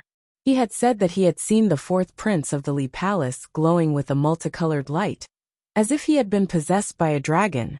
Previously, everyone had believed that Yu Qianqiu was talking nonsense, but everyone had seen the strange phenomenon that had occurred when the fourth prince of the Li Palace had leaped through the dragon gate. If Yu Qianqiu was playing tricks, then his acting was a little too good. Especially that scene of him clinging to life and being afraid of death. Everyone still remembered it vividly.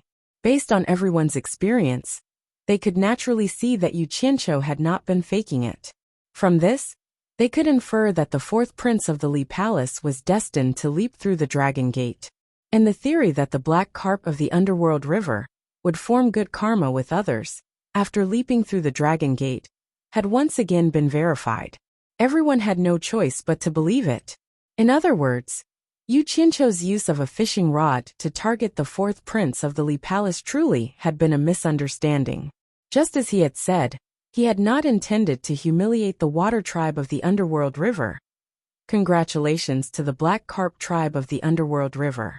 After so many years, a person of great fortune has once again transformed into a black dragon and left the netherworld. This is truly worthy of celebration. An indifferent and unhurried voice suddenly resounded through the night sky. It was not a voice, but it echoed in every direction, causing everyone's minds to shake. Especially that tone of voice. Although it was polite words of congratulations, it gave off a feeling of being high above all living beings. The various experts on the surface of the underworld river trembled and raised their heads to look around. The experts hidden in the darkness in the sky also looked around, all of them trembling in fear. At first, Yu Qianqiu did not think much of it, but after observing the changes in the expressions of Li Guang and the other experts, he was slightly alarmed. He immediately determined that this person who had yet to reveal himself was not ordinary.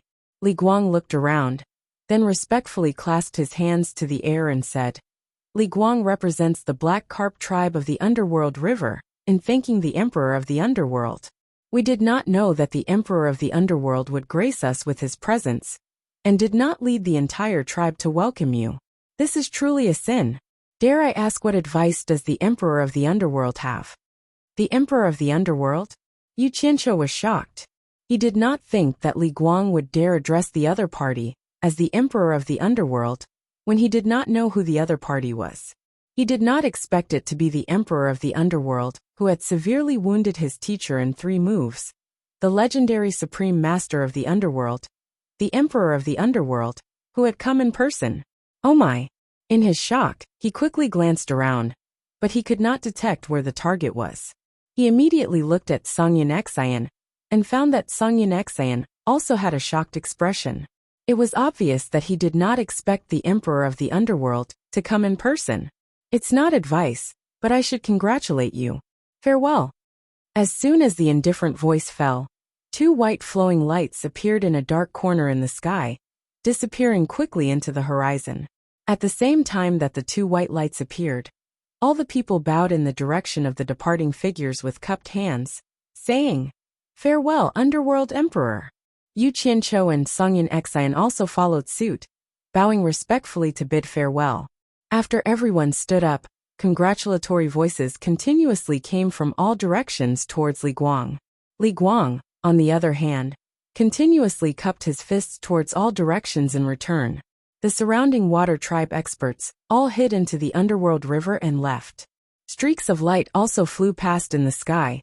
In a short while, almost everyone had left, leaving only the people of Li Palace and the people of Hidden Dragon Villa in the distant sky. Let's go as well. Yu Qianqiu secretly whispered to Songyun Xian and Xinyu. The 3 of them had the same idea.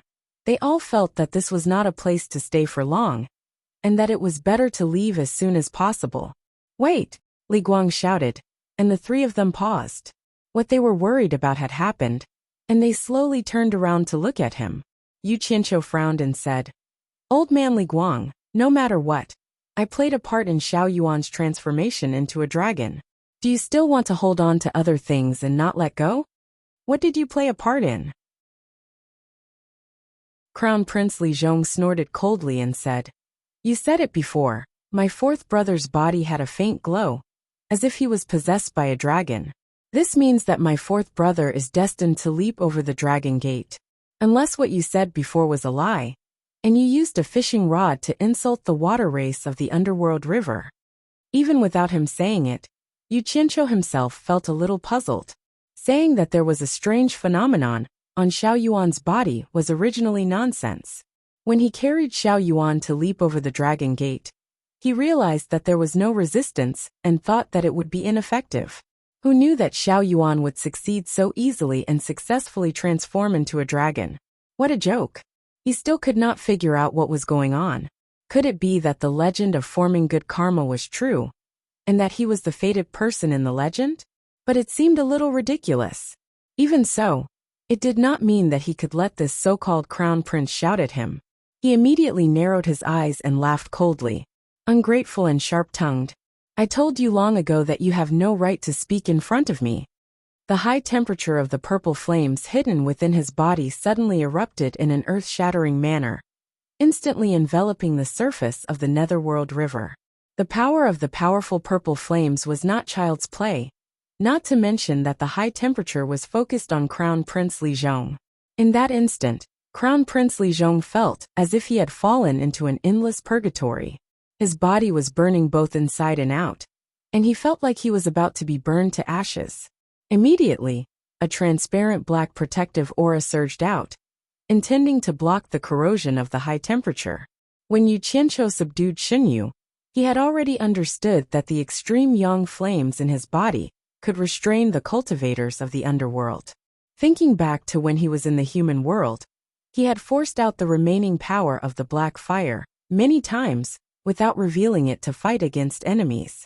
Along the way, he had been wondering if he could use the same method to test out the blue fire and purple fire in the netherworld. He did not want to test this move on Li Zhong, but this guy was too tactless. He had no grudges with him, but he had repeatedly contradicted him. You have the support of your parents, who are mid-stage underworld emperors. And I also have a golden fighter, who is a mid-stage immortal emperor, as well as the decree of the immortal world immortal emperor. Why should I be afraid of you? At that moment, it was not just Prince Li Zhong who felt it. All of the black carps of the Styx River felt the power that made their hearts palpitate. It was a kind of fate where the sunlight dispelled the haze. All of the water races felt a sense of fear that came from the depths of their souls. They all looked at Yu Qianqiu in fear. Li Guang and his wife stared at Yu Qianqiu in disbelief. Was this the power of a minor immortal cultivator? Had he been hiding his cultivation all this time? Xinyu was also trembling. He felt something from Yu Qianqiu that made his heart tremble. Songyan Xian suddenly stared at Yu Qianqiu, a shocked expression on his face. Use it well, and you will be invincible. Yu Qianqiu narrowed his eyes as he stared at Li Zhong's black protective aura. He suddenly recalled what his master, Bai Changchun, had said.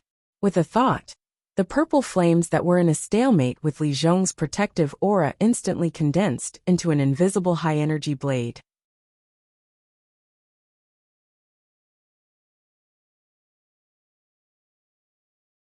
Chapter 10-12. I wonder how powerful this blade is, Yu Qianqiu thought as he stared coldly at Li Zhong. Everyone around him suddenly felt that the terrifying power had disappeared, and they couldn't help but let out a sigh of relief. Li Zhong, who was hiding in the transparent black protective aura, also let out a sigh of relief. He stared at Yu Qianqiu with sparkling eyes. The terrifying power just now made him feel a lingering fear, and he no longer had the confidence to fight against Yu Qianqiu. Just as he was thinking about how to get himself out of the situation, a swoosh sound rang out. A hole suddenly appeared on the black protective aura, as effortlessly as cutting a piece of paper. In an instant, a long hole was cut open by something unknown. The corner of Yu Qianqiu's mouth suddenly curved into a cold smile. Sure enough, it was just as he had expected. Ah! Li Zhong screamed, and he was almost scared out of his wits. The protective aura was easily broken, and he didn't even notice how the opponent made the move just now. He desperately urged the protective aura to quickly fuse together. Not to mention him, Li Guang his wife, and the people of the water race, as well as Tsangyan Xian, were all shocked. Yu Qianqiu sneered and stretched out his palm towards Li Zhong. His 5 fingers spread out like a claw, and the invisible blade suddenly spun like the autumn wind sweeping away the fallen leaves. The sound of swoosh swoosh was endless, and in an instant, Li Zhong's protective aura was cut into pieces, like a broken eggshell, and immediately collapsed. The invisible blade caused such a big movement, anyone would notice its existence. Li Zhong, who was panic-stricken and at a loss, was about to deal with it, but he saw Yu Qianqiu seize the opportunity. His 5 fingers were like claws, and he shouted sternly, "Absorbing Star's great magic!" White smoke suddenly erupted from Li Zhong's body. Before the white smoke could disperse, a withered corpse immediately rushed out of the white smoke. With a hoarse and dry voice he shouted, "Father, save me!" The speed at which he was escaping was worlds apart from his previous speed. Almost at the same time, the invisible blade had already chased after Li Zhong to kill him. Li Guang was shocked. He had wanted to let his son test out Yu Qianqiu's strength, but he didn't expect that his son didn't even have the time to fight back, and was already too late to escape. How could he not be shocked? However, with Li Guang's level of cultivation, the invisible blade had caused quite a commotion. There was nowhere for him to hide. How could he let his son be killed? He teleported and blocked Li Zhong's back. His black imperial robe fluttered even though there was no wind. He did not move at all, but a pillar of water shot out from the Netherworld River like a cannonball. There was a loud bang. Li Guang's attack was no small matter. The invisible blade was instantly hit by the water pillar, and could no longer condense into a blade. With Yu Qianqiu's cultivation, he could no longer control it. In an instant, the intense heat spread in all directions, and the water pillar that shot into the sky was almost completely turned into mist by the high temperature. The mist quickly dispersed, and the entire water region seemed to be in a high-temperature steamer. As soon as the shockwave from the collision spread out, Tsangyan Xian, who had seen Li Guang make a move, immediately appeared in front of Yu Qianqiu. With a cold expression, he reached his right hand into his left sleeve and touched the storage bracelet on his wrist. There were 10 spaces in the storage bracelet, and one of them contained 5 swords. Any one of them could be earth-shattering. Li Guang waved his sleeve, and the mist in front of him was immediately dispersed. He immediately saw Greycloud Xian's action, and his pupils shrank. He immediately shouted, "We have no enmity with each other, so why must we fight to the death?" Seeing that the other party was not going to fight, Greycloud Xian's hand, which was already making a sword-drawing gesture on the storage bracelet, paused. Yu Qianqiu slowly walked out from behind him. He looked at Li Guang and said in a low voice, "Everyone has seen and heard it with their eyes and ears. It's not that we want to fight to the death with you, but that son of yours has repeatedly spoken rudely, and has gone too far. It's simply intolerable. Zhong'er, how are you?" The Empress, who was supporting Crown Prince Li Zhong, cried out in pain. Everyone looked over, and saw that Crown Prince Li Zhong's face was contorted.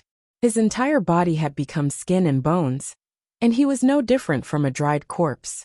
He stared at Yu Qianqiu with fear in his eyes, and a hoarse voice came from his shriveled throat.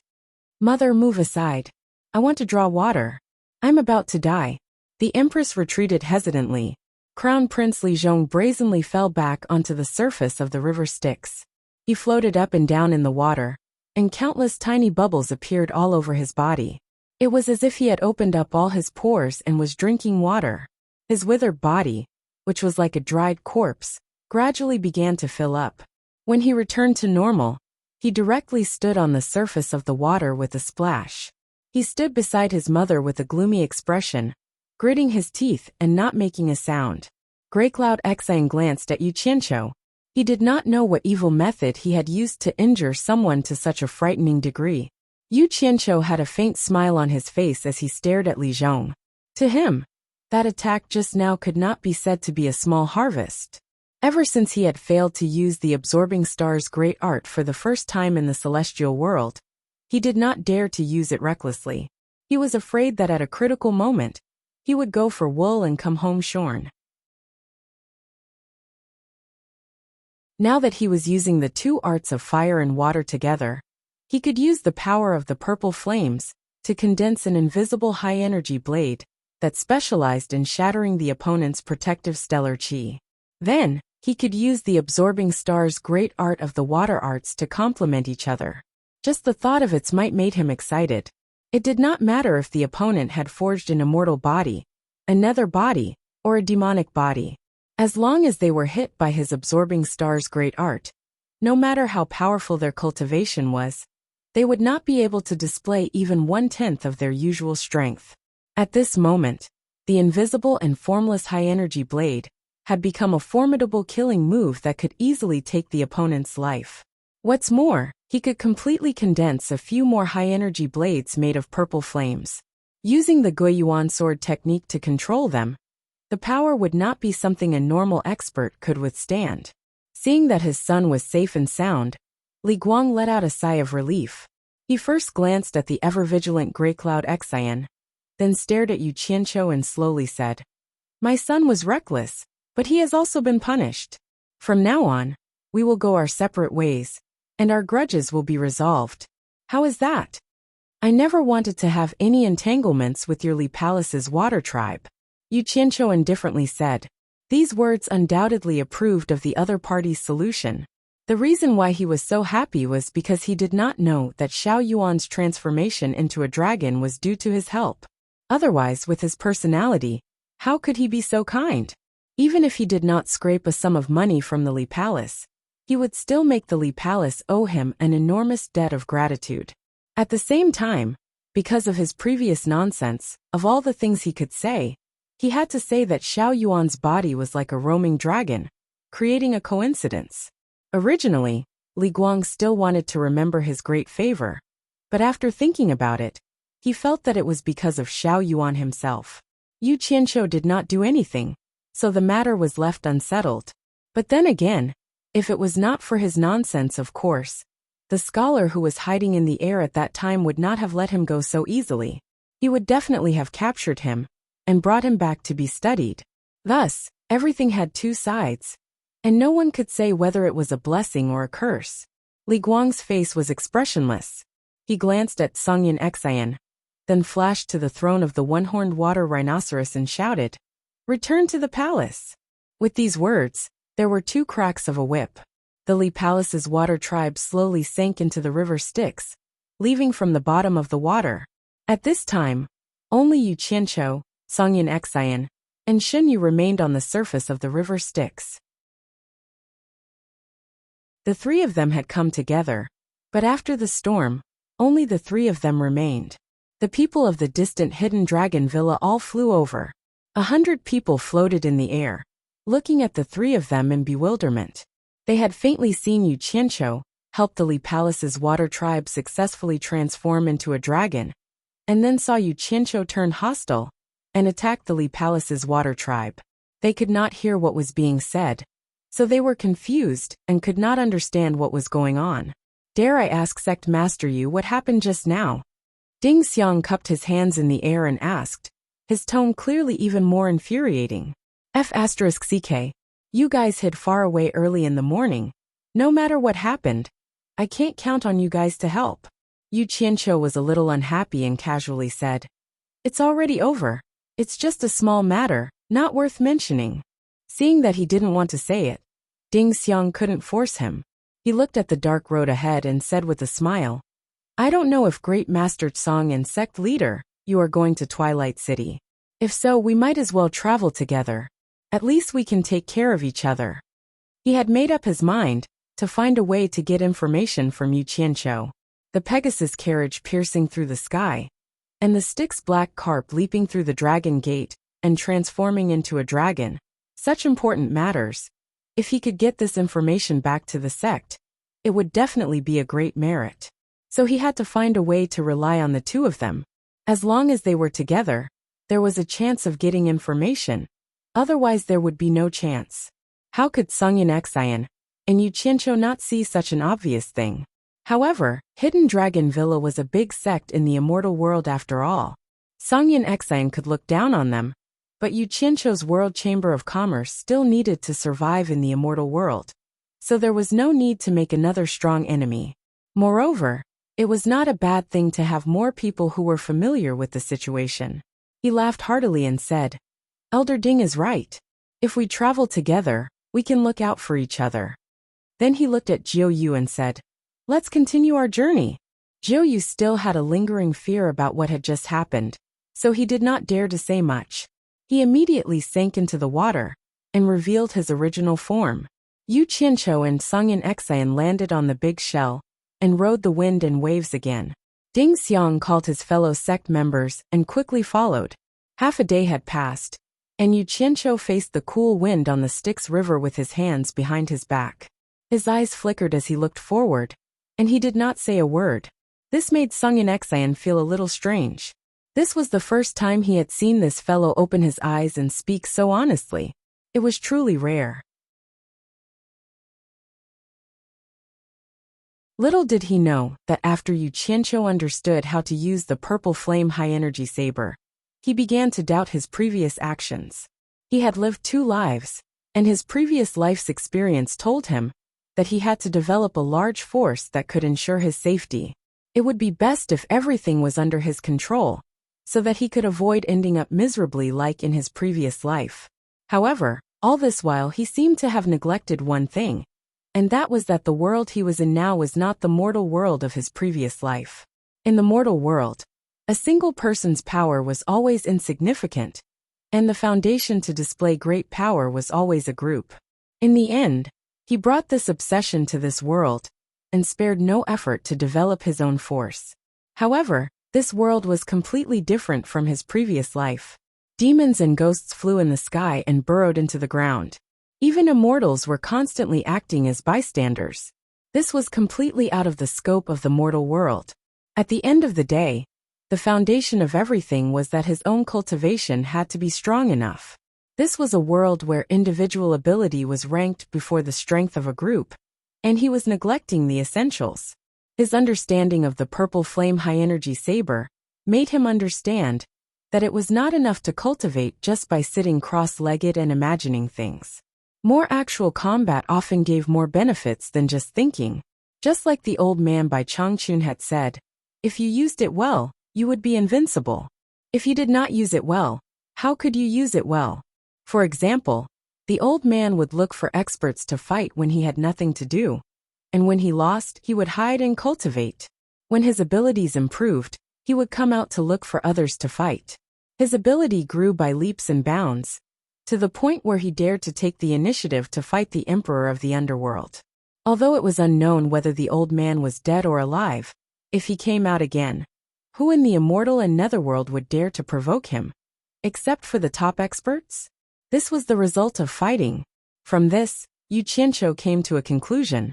It wasn't a long-term solution for him to always hide and pretend to be a grandson. It was good to exercise more. If he used it well, he would be invincible in the world.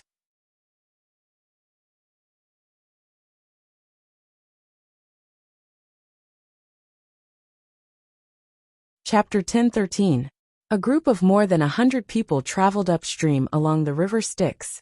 They traveled for 5 days, and traveled more than 10 million miles. For everyone, except for Shenyu, this was the first time they saw the various strange landforms on both sides of the river Styx. Apart from encountering some strong winds and waves along the way, they were safe.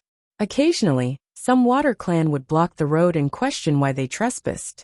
After learning that it was Yu Qianqiu and Sungyin Xian, they did not make things difficult for them, and let them pass. This scene made Ding Tong, and the others from the Hidden Dragon Mountain Villa, who were following the two nervously, secretly surprised. They didn't expect Greycloud Xian's face to be so big, that he was so popular among the Styx's water race. They were naturally sure that it was because of Sungyin Xian, because he was the one with the highest cultivation here. In fact, this was indeed the case. The news that Sungyin Xian had mastered the 3 swords in one sword drawing technique, that only the sect master of Heartless Palace, Wang Qing, knew had already spread in the netherworld. Back then, the sect master of Heartless Palace, Wang Qing, used the sword drawing technique to dominate the netherworld continent. He was famous among the Water Clan. Therefore, After learning that Songyin Exayan was traveling upstream along the river Styx, the Water Clan sent down orders to their subordinates not to provoke Songyin Exayan to avoid unnecessary trouble. This showed how powerful Wang Qing was back then. Along the way, Ding Xiang of the Hidden Dragon Mountain Manor was also very thick-skinned. Every time he was questioned by the Underworld River's water tribe, he would bluntly say that he was with Grey Cloud Exayan and Yu Qianqiu. Other than looking at him with disdain, Songyin Exayan did not say much. He intentionally let the people of the Hidden Dragon Villa know his power. Speaking of which, he was actually a little proud. In the beginning, he was quite wary of the Water Clan. Now that he saw that the Water Clan did not dare to challenge him, he could not help but be full of confidence. When faced with questions from the Water Clan, he always coldly spat out the 3 words, Songyin Exayan, with the demeanor of an expert. This made Yu Qianqiu despise him. When he saw Songyin Exayan's calm demeanor, he could not help but recall the vigilance on his face when he first mentioned the Water Clan. At that time, Songyin Exayan was not as daring as Yu Qianqiu, but now he was showing off his power. However, this was also good. It would reduce unnecessary trouble. This time, after passing through the inspection of the Nether River's water tribe in a region of water, Yu Qianqiu suddenly turned his head to look at Ding Xiang, who was flying at a low altitude, and said with a smile, "Elder Ding, since we are all in the same group, why don't you come down and have a chat?" He pointed at the shells under his feet that were breaking through the waves. There was still space, and about 5 or 6 people could stand there. Songyin Exayan looked at Yu Qianqiu in confusion. Ding Xiang, who was flying at a low altitude, was also stunned, and then he was happy. He was looking for an opportunity to ask along the way, but Songyin Exayan had always been indifferent, and Yu Qianqiu looked like he had a lot of thoughts in his mind. He had never found a suitable opportunity to interject, but now it came to him. He immediately cupped his hands and laughed. "Since sect leader Yu has invited me with great hospitality, how would Prime Minister Ding dare to refuse?" In a flash, he landed behind Yu Qianqiu, and also cupped his hands at Songyin Exayan. Yu Qianqiu turned around, looked Ding Xiang up and down, and said with a smile, "I suddenly thought of something just now. May I know why your sect is called Hidden Dragon Villa? Is there really a hidden dragon in your sect?" Ding Xiang was stunned, and then he waved his hands and said with a smile, "It's just a symbolic meaning of hidden dragons and crouching tigers. How can there really be a hidden dragon?" However, the process of sect leader Yu helping the Nether River Black Carp clan to successfully leap through the Dragon's Gate and become a dragon can be said to be legendary. Because we are too far away, we are not clear about the twists and turns. May I know why sect leader Yu fought with the Nether River Black Carp clan later? Yu Qianqiu chuckled and was about to say a few perfunctory words, but he felt Shen Yu slowly slowed down again. At the same time, he saw the smile on Ding Xiang's face freeze, and Songyin Exayan's expression also froze. Yu Qianqiu couldn't help but turn his head and see a stretch of white mountain range in front of him. It seemed a little abnormal in this dark netherworld. At this moment, Shen Yu, who was at his feet, also stopped. "Is there something in front?" Yu Qianqiu turned to look ahead and asked with a frown. As he spoke, he faintly felt a cold air blowing on his face. The Hidden Dragon Villa disciples in the air also stopped in the air with a solemn expression. "It's the Great Snow Mountain," Songyin Exayan said in a deep voice. Ding Xiang nodded slightly with a dignified expression. "Yes. When people from the immortal world go to Twilight City, they always avoid this flight route in order to bypass this Great Snow Mountain. It seems that we can't go straight up the Nether River. We have to take a detour." "Detour?" Yu Qianqiu was dazed. "Doesn't that mean we have to take a lot of detours?" Songyin Exayan glanced at him. "This Nether River is full of twists and turns. After a few days, we don't know how many detours we have taken. Do you still care about this little detour?" Yu Qianqiu didn't argue with him. Figuring out what was going on was the right thing to do. He asked suspiciously, "Is there something scary about this Great Snow Mountain?" Ding Xiang shook his head. "I don't know. Anyway, no one from the immortal world who entered this Great Snow Mountain came out alive. Until now we don't know why. Yu Qianqiu looked at Grey Cloud Xian. But Grey Cloud Xian was also shaking his head to indicate that he didn't know. Yu Qianqiu stomped his feet and said, Xinyu, do you know what's going on? I know a little. Xinyu, who was below, said slowly. I heard from the seniors in the Nether River's water tribe that there are 2 mid-stage underworld emperor experts living in this great snow mountain. They are a man and a woman, called the Underworld Snow Emperor and the Underworld Snow Empress respectively. It is said that they have a daughter who was injured by a person from the immortal world a long time ago. Until now, her injury has not healed, and she has been relying on some secret technique to extend her life.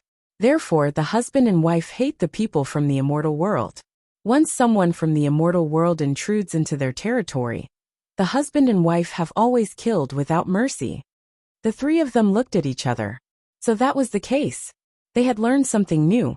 Yu Qianqiu raised his eyebrows, looked at the white undulating mountains in the distance, and said, So we have to make a detour. I have a space in my body that can hide 2 or 3 people. Then we can quietly cross this distance under the Nether River. It shouldn't be a problem, Xinyu said. The 3 of them couldn't help but look up at the hundreds of hidden Dragon Villa disciples floating in the air, and then at the size of the clam under their feet. It was obvious that Xinyu was not lying. There was no way to hide everyone. Yu Qianqiu had a troubled look on his face. He spread his hands and said to Ding Xiang, Elder Ding, there is no other way. The truth is in front of us. Xinyu can only hide 3 people at most. I'm afraid you have to make a detour. Ding Xiang chuckled and looked up at the people in the air. Take a detour to Twilight City. Don't worry about me. I will accompany Master Song Yin and Sect Master Yu. Yu Qianqiu and Song Yin Xian looked at each other speechlessly. They thought that this guy was really responsible for gathering information. The group of Hidden Dragon Villa disciples accepted the order respectfully. Ding Xiang gave them a few more instructions and asked them to be careful. Then, the 3 of them watched the group of people turn into streams of light and make a detour. Then, under Xinyu's guidance, the 3 of them floated in the air. Xinyu's clam, which was more than 10 meters long, floated to the surface of the river. Half of the huge clam shell slowly opened up a big opening that was just big enough for a person to enter. As soon as the opening opened, a gorgeous white light bloomed inside. It was very conspicuous on the dark Netherworld River. The 3 of them looked at each other. Yu Qianqiu was the first to go in and shouted, Come in quickly. Song Yin Xian and Ding Xiang saw that there was nothing wrong, so they followed him in. As soon as the 3 of them entered, they immediately understood the reason for the light. They saw 12 fist-sized white luminous pearls wrapped in the flesh membrane above their heads, illuminating the insides of the clam. It was rare to see 12 luminous pearls of such size. The opened mouth of the clam quickly closed, completely isolating the darkness outside. It slowly sank to the bottom of the Netherworld River and moved quickly. Just as Xinyu dived into the water, the surface of the Netherworld River not far away quietly stirred, and a black shadow dived into the water. Once Xinyu reached the bottom of the water, he moved faster. Most of the space inside his body was occupied by his physical body. In the limited space, Song Yin Xian and Ding Xiang had already sat down cross-legged. Yu Qianqiu stood there and looked around. He looked at the slightly red clam flesh, which looked like a genuine leather sofa. What attracted him the most were the 12 luminous pearls that were distributed in a crescent shape. After looking for a while, he said thoughtfully, They should be pearls. We have entered the Great Snow Mountain in the Netherworld River Basin. Please don't make any noise. If you have anything to say, wait until we pass through the Great Snow Mountain. Otherwise, we will be discovered by the powerhouses on the Great Snow Mountain and cause unnecessary trouble. Xinyu warned with good intentions. Yu Qianqiu immediately shut up and sat down cross-legged. The space was limited, so he could only face Song Yin Xian and Ding Xiang. The space was silent. About 2 to 4 hours later, there was a bang as if they had been hit by something. The space shook violently, and the 3 of them opened their eyes at the same time. Yu Qianqiu said sternly, Xinyu, what are you trying to do? The 3 of them realized that they had fallen into a trap at the same time. Instantly, their gazes darkened. But at this moment, they could feel that they were moving faster in the water. Suddenly they heard Jiuyu say in fear, "I have been wronged. It's not what I want to do, but someone is attacking me." The three of them looked at each other. Songyun Exan snorted coldly and said, "Let me out. I want to see who the expert is." Having confidence was different. Bang! The space shook violently again. Jiuyu exclaimed, "It's the crown prince of the Li Palace, Li Zhong. My speed in the water is not as fast as him. He wants to force us out of the Netherworld River. Oh no, we have already entered the hinterland of the Great Snow Mountain in the Netherworld River Basin. He must have calculated this." The expressions of the three of them changed. Purposely attacking in the hinterland of the Great Snow Mountain, it was obvious that he had been planning this for a long time. His motive was obvious. He wanted to force the three of them out, and then use the Snow Emperor and Snow Empress to kill them. "Li Zhong!" Yu Qianqiu suddenly stood up and said with a ferocious expression, "Bastard! How dare he play dirty with me? Jiuyu, open the door, let me go out and kill him."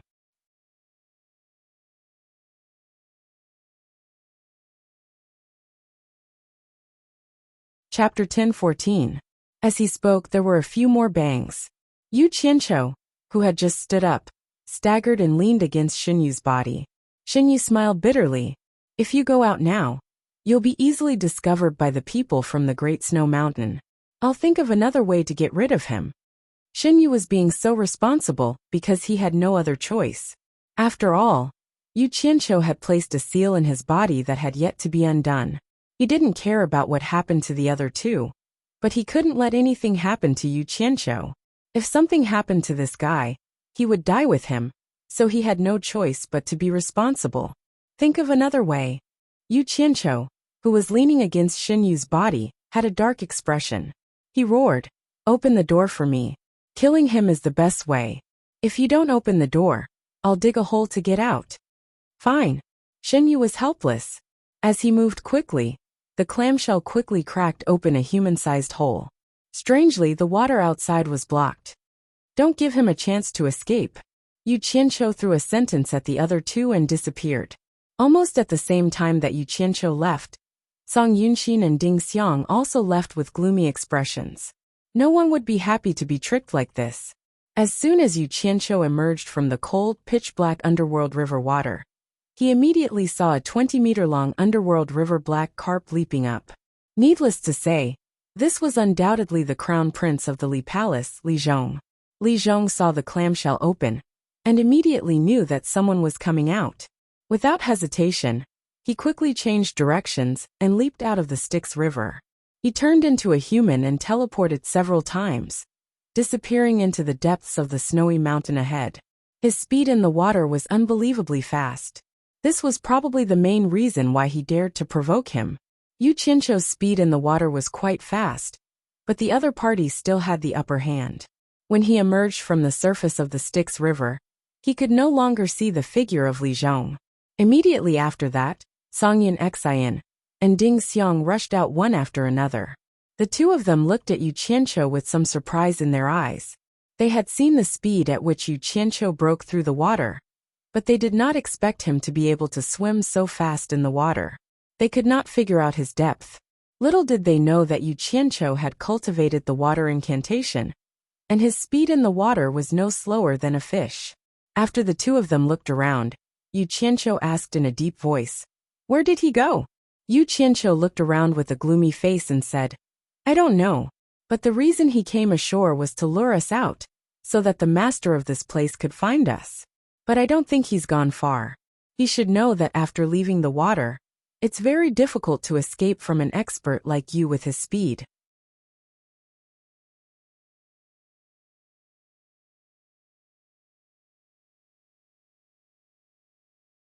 "You stay here, and don't let Li Zhong have the chance to escape into the river."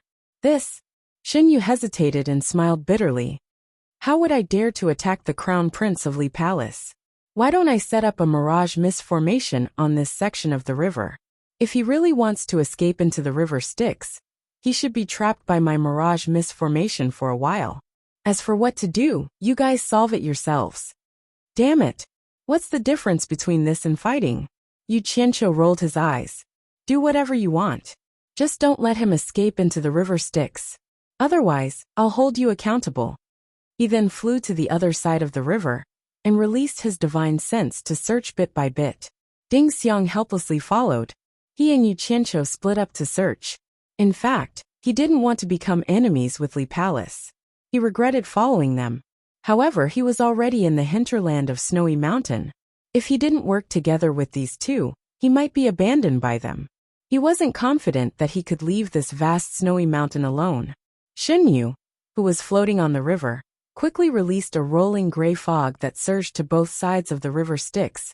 However, since Li Zhong dared to come alone to provoke them, he must have something to rely on. Otherwise, no one would joke around with their lives. The gray mirage mist sealed off the surface of the river, and snow sprinkled down on both sides of the river Styx. The three of them searched a radius of several thousand meters, but found no trace of Li Zhong. Li Zhong probably couldn't hide too far away. The three of them had no choice but to resentfully meet up in the sky above the river Styx. Now that things had come to this, the three of them had no other choice. However, they were 90% certain that Li Zhong was hiding somewhere nearby. They just didn't know what method he had used to evade detection from right under their noses. They had spent so much effort in vain. Left with no choice, the three of them secretly communicated and discussed for a while.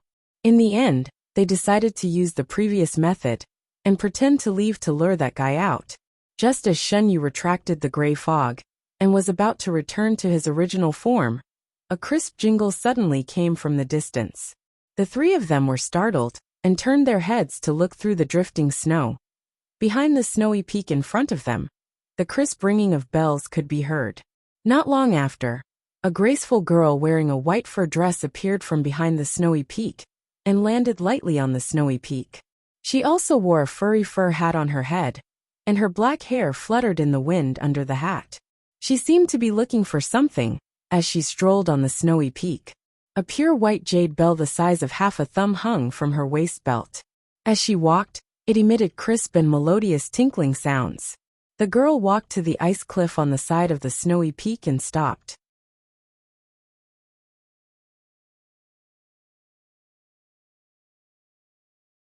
She seemed to have discovered something and bent down to pluck something from an ice cave. It was a pure white flower that looked like a snow lotus. She put it in front of her nose and smelled it. Then, she put it into her storage bracelet with a smile. A gust of wind blew, carrying snow and ice into the neck of her white scarf. The girl raised her head to look at the falling snow in the dark night sky, letting the falling snow hit her face. She even stuck out her bright red tongue to lick the snowflakes that fell on her lips. Then, she opened her arms and spun on the snowy peak. Her long white fur dress fluttered like a butterfly, and the jade bell on her waist kept jingling. Heavy snow swirled in the air. On the lonely night, on the lonely snowy peak, a lonely young girl was dancing alone. The rustling sound of the wind and snow mixed with the jingling of the jade bell gave people a poignant but beautiful feeling. Yu Qianqiu and the others who were in the sky above the Netherworld River were stunned. They felt that this girl was like an ice fairy that had descended from the sky. There was not a trace of smoke or fire on her body. Her otherworldly beauty was so shocking that it made people's hearts beat faster. After the girl spun a few rounds, she suddenly froze on the spot. She stared blankly at the people in the sky above the Netherworld River. It seemed that she had just realized that someone was spying on her. She put down her arms in a daze, and the jingle of the bell also disappeared. A trace of embarrassment flashed across the girl's face.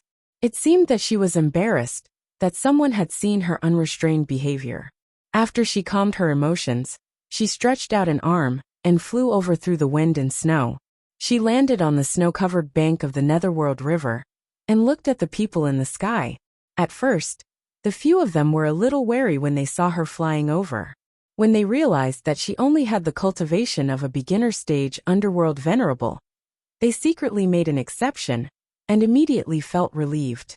They exchanged glances and landed in front of the young lady. Now that they were face to face, they could finally see her appearance clearly. That otherworldly beauty had increased, but she seemed a little thin and weak. especially her smooth and bright cheeks that were suffused with a sickly redness. It gave people a feeling that she was weak and sickly. In the vast snowy mountain in the netherworld, there was no trace of snow, and it was covered in silver. There were only a few people in mixed clothes standing on the snow-covered bank of the netherworld river. Just as they were guessing the girl's identity, the girl who seemed to have walked out of a dream blinked her long eyelashes and glanced at them. She frowned slightly and said in a calm tone, "Why do people from the immortal world dare to come here? You should leave quickly. If you are late, you won't be able to leave even if you want to."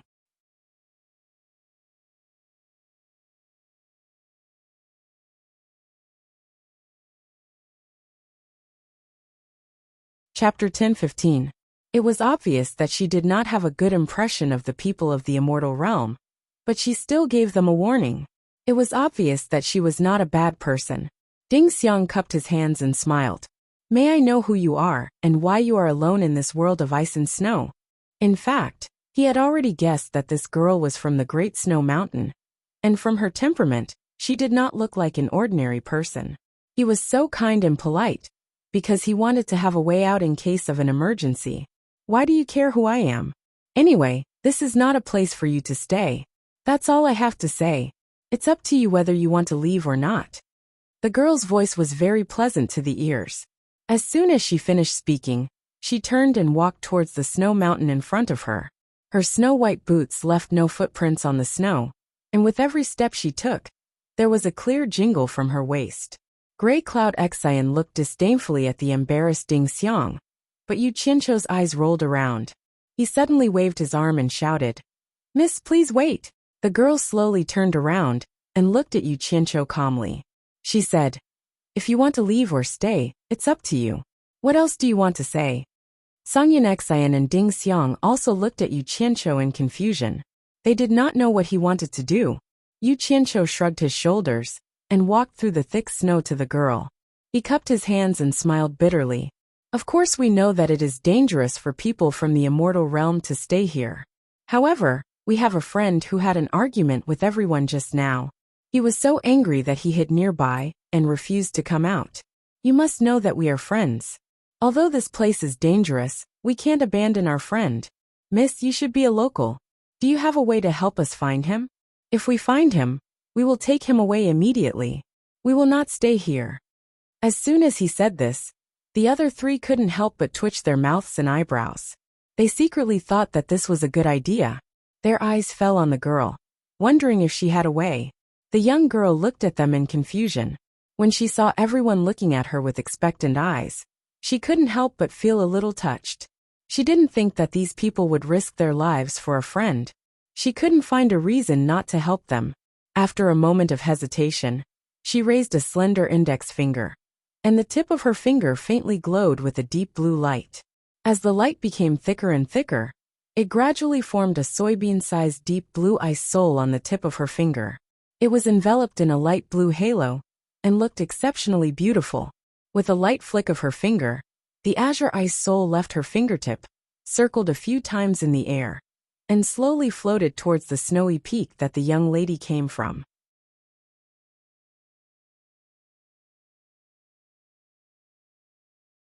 The girl pointed at the floating ice soul and said to the others, "I can sense it. You guys should be able to find your friend if you follow it." Everyone's eyes lit up. Yu Qianqiu immediately transmitted his voice to Song Xian. "Old Song, that guy is a scourge if left alive. I'll leave him to you. You must kill him." But on the surface, he smiled at Song Xian and said, "You go. If too many people go, I'm afraid he'll lose face."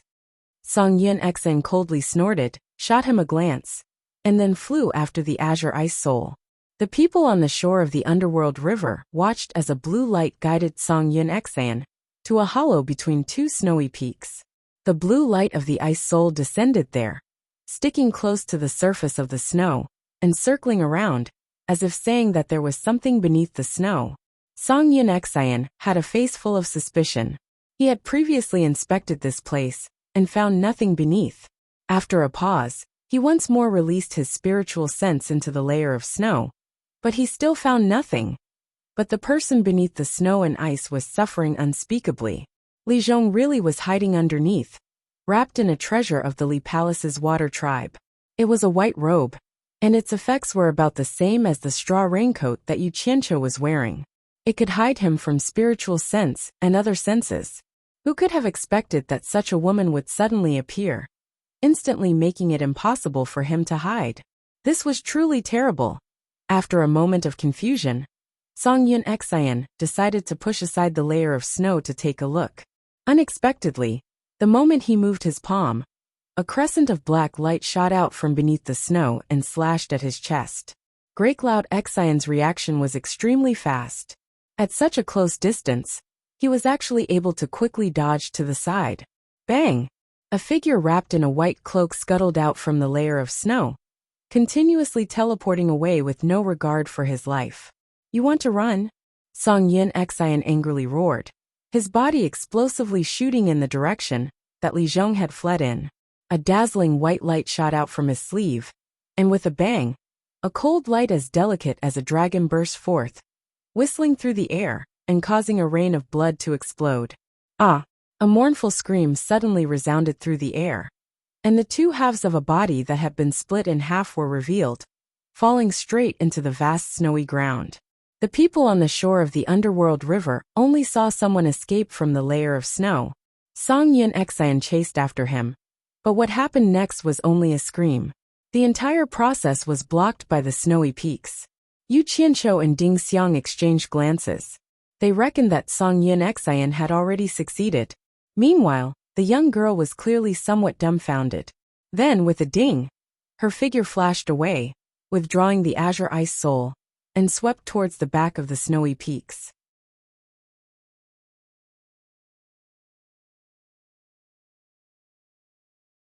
The few of them turned around and saw the young girl standing at the peak of the snowy peak.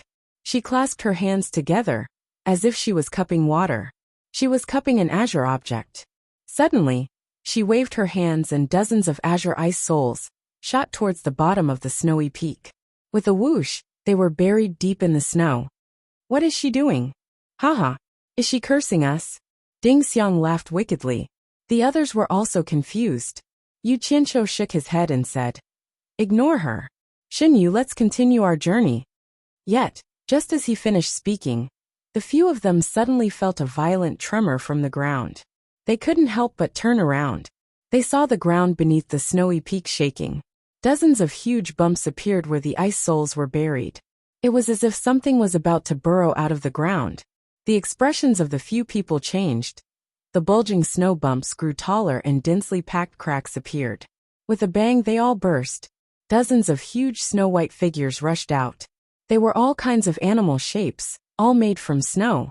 There were snowmen, snow lions, snow wolves, snow leopards, snow bears.